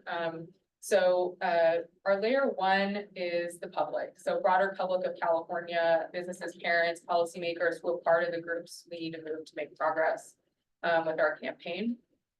Layer two would be influencers, so non-typical influential players, so business leaders, public officials who are not primary caregivers, and again, may not understand the relevance that childcare has to them. And partners would be layer three, so frequent flyers, so stakeholders in the EC space are the folks that we have in our audience categories.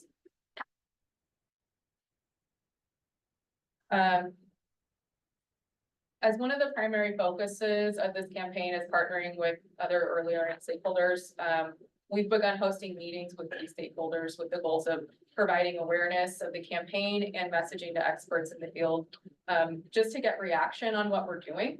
And so that there's no surprises, you know, so that we know that there's no overlap or there's nothing conflicting with what we're doing, what they're doing. We don't want there to be surprises. We want to have more partners engaged in this. We also want to get their support.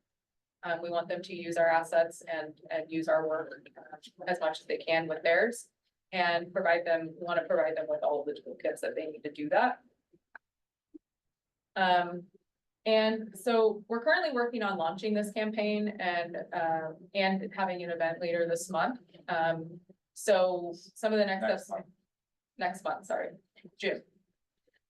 So we want to launch the website that you saw a preview of.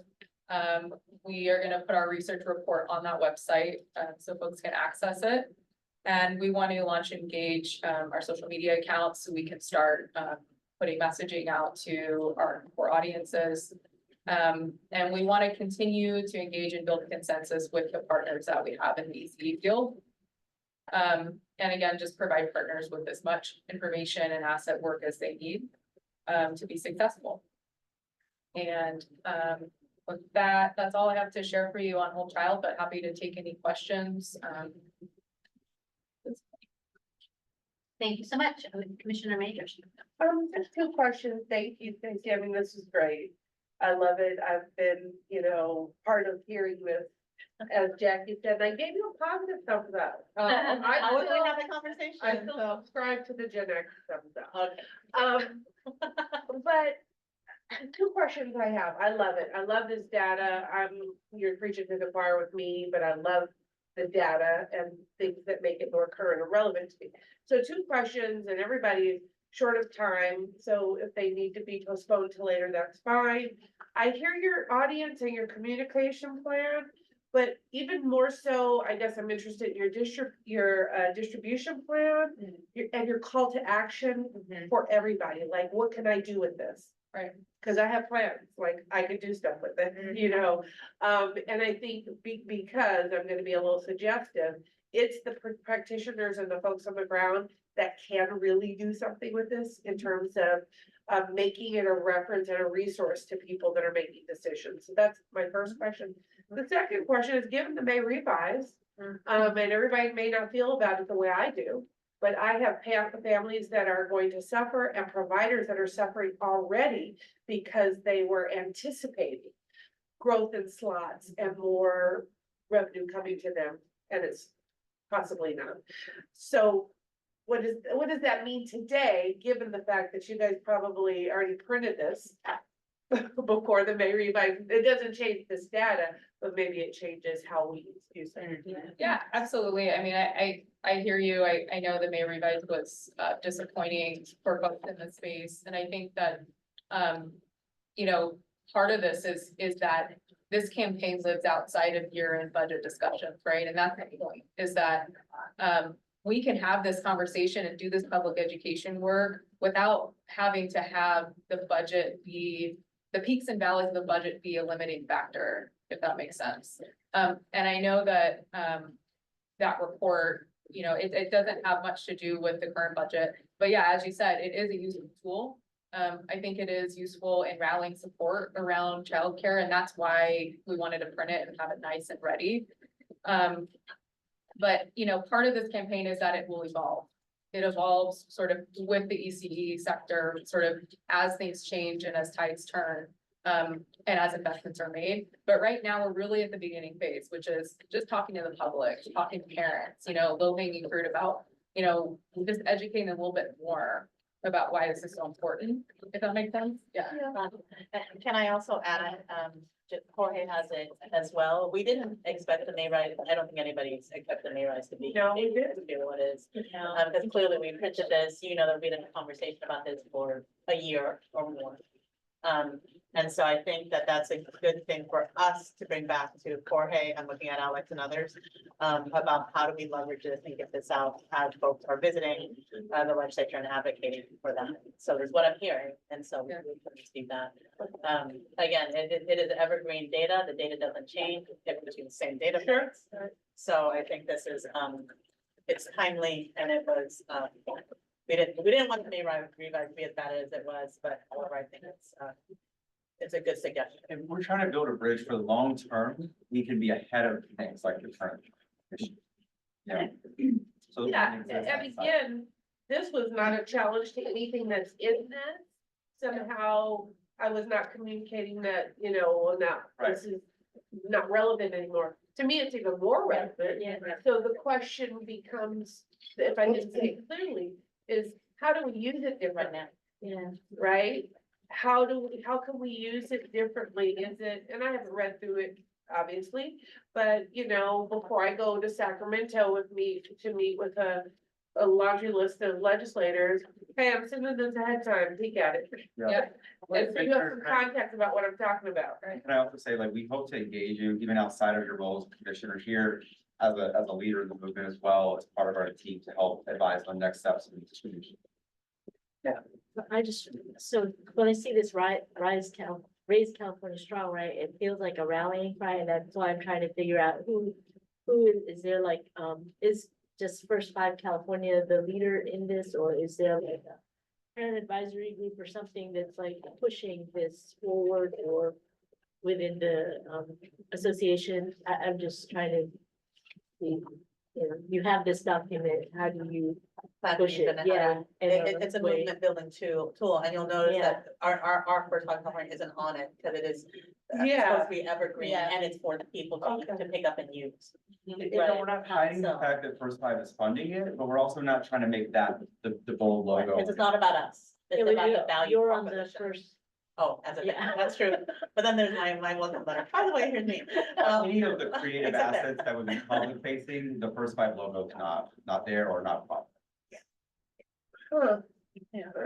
I love these little emoji cards that you just passed out. It does allow us to express our feelings when it comes to the May revise. So, that's really an example of what we distributed at events. We're going all over California. That's wonderful.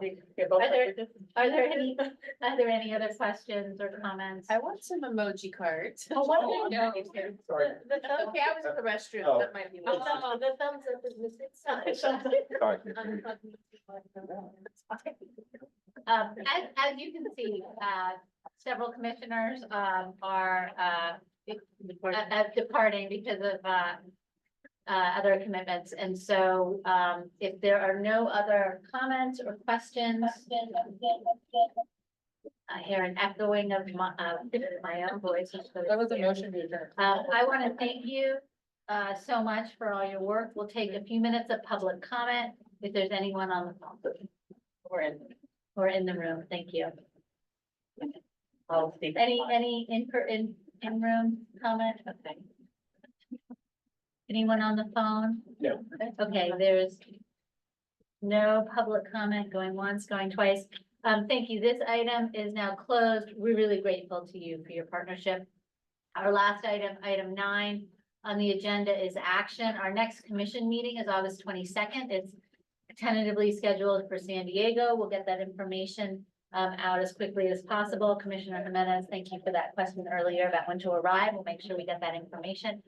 I always find it funny to ask for a motion to adjourn, but is there a motion and second to adjourn? Okay, second, thank you, Commissioner Rizzo and Commissioner Bobby. All in favor? Yes, okay. Thank you so much. Ready to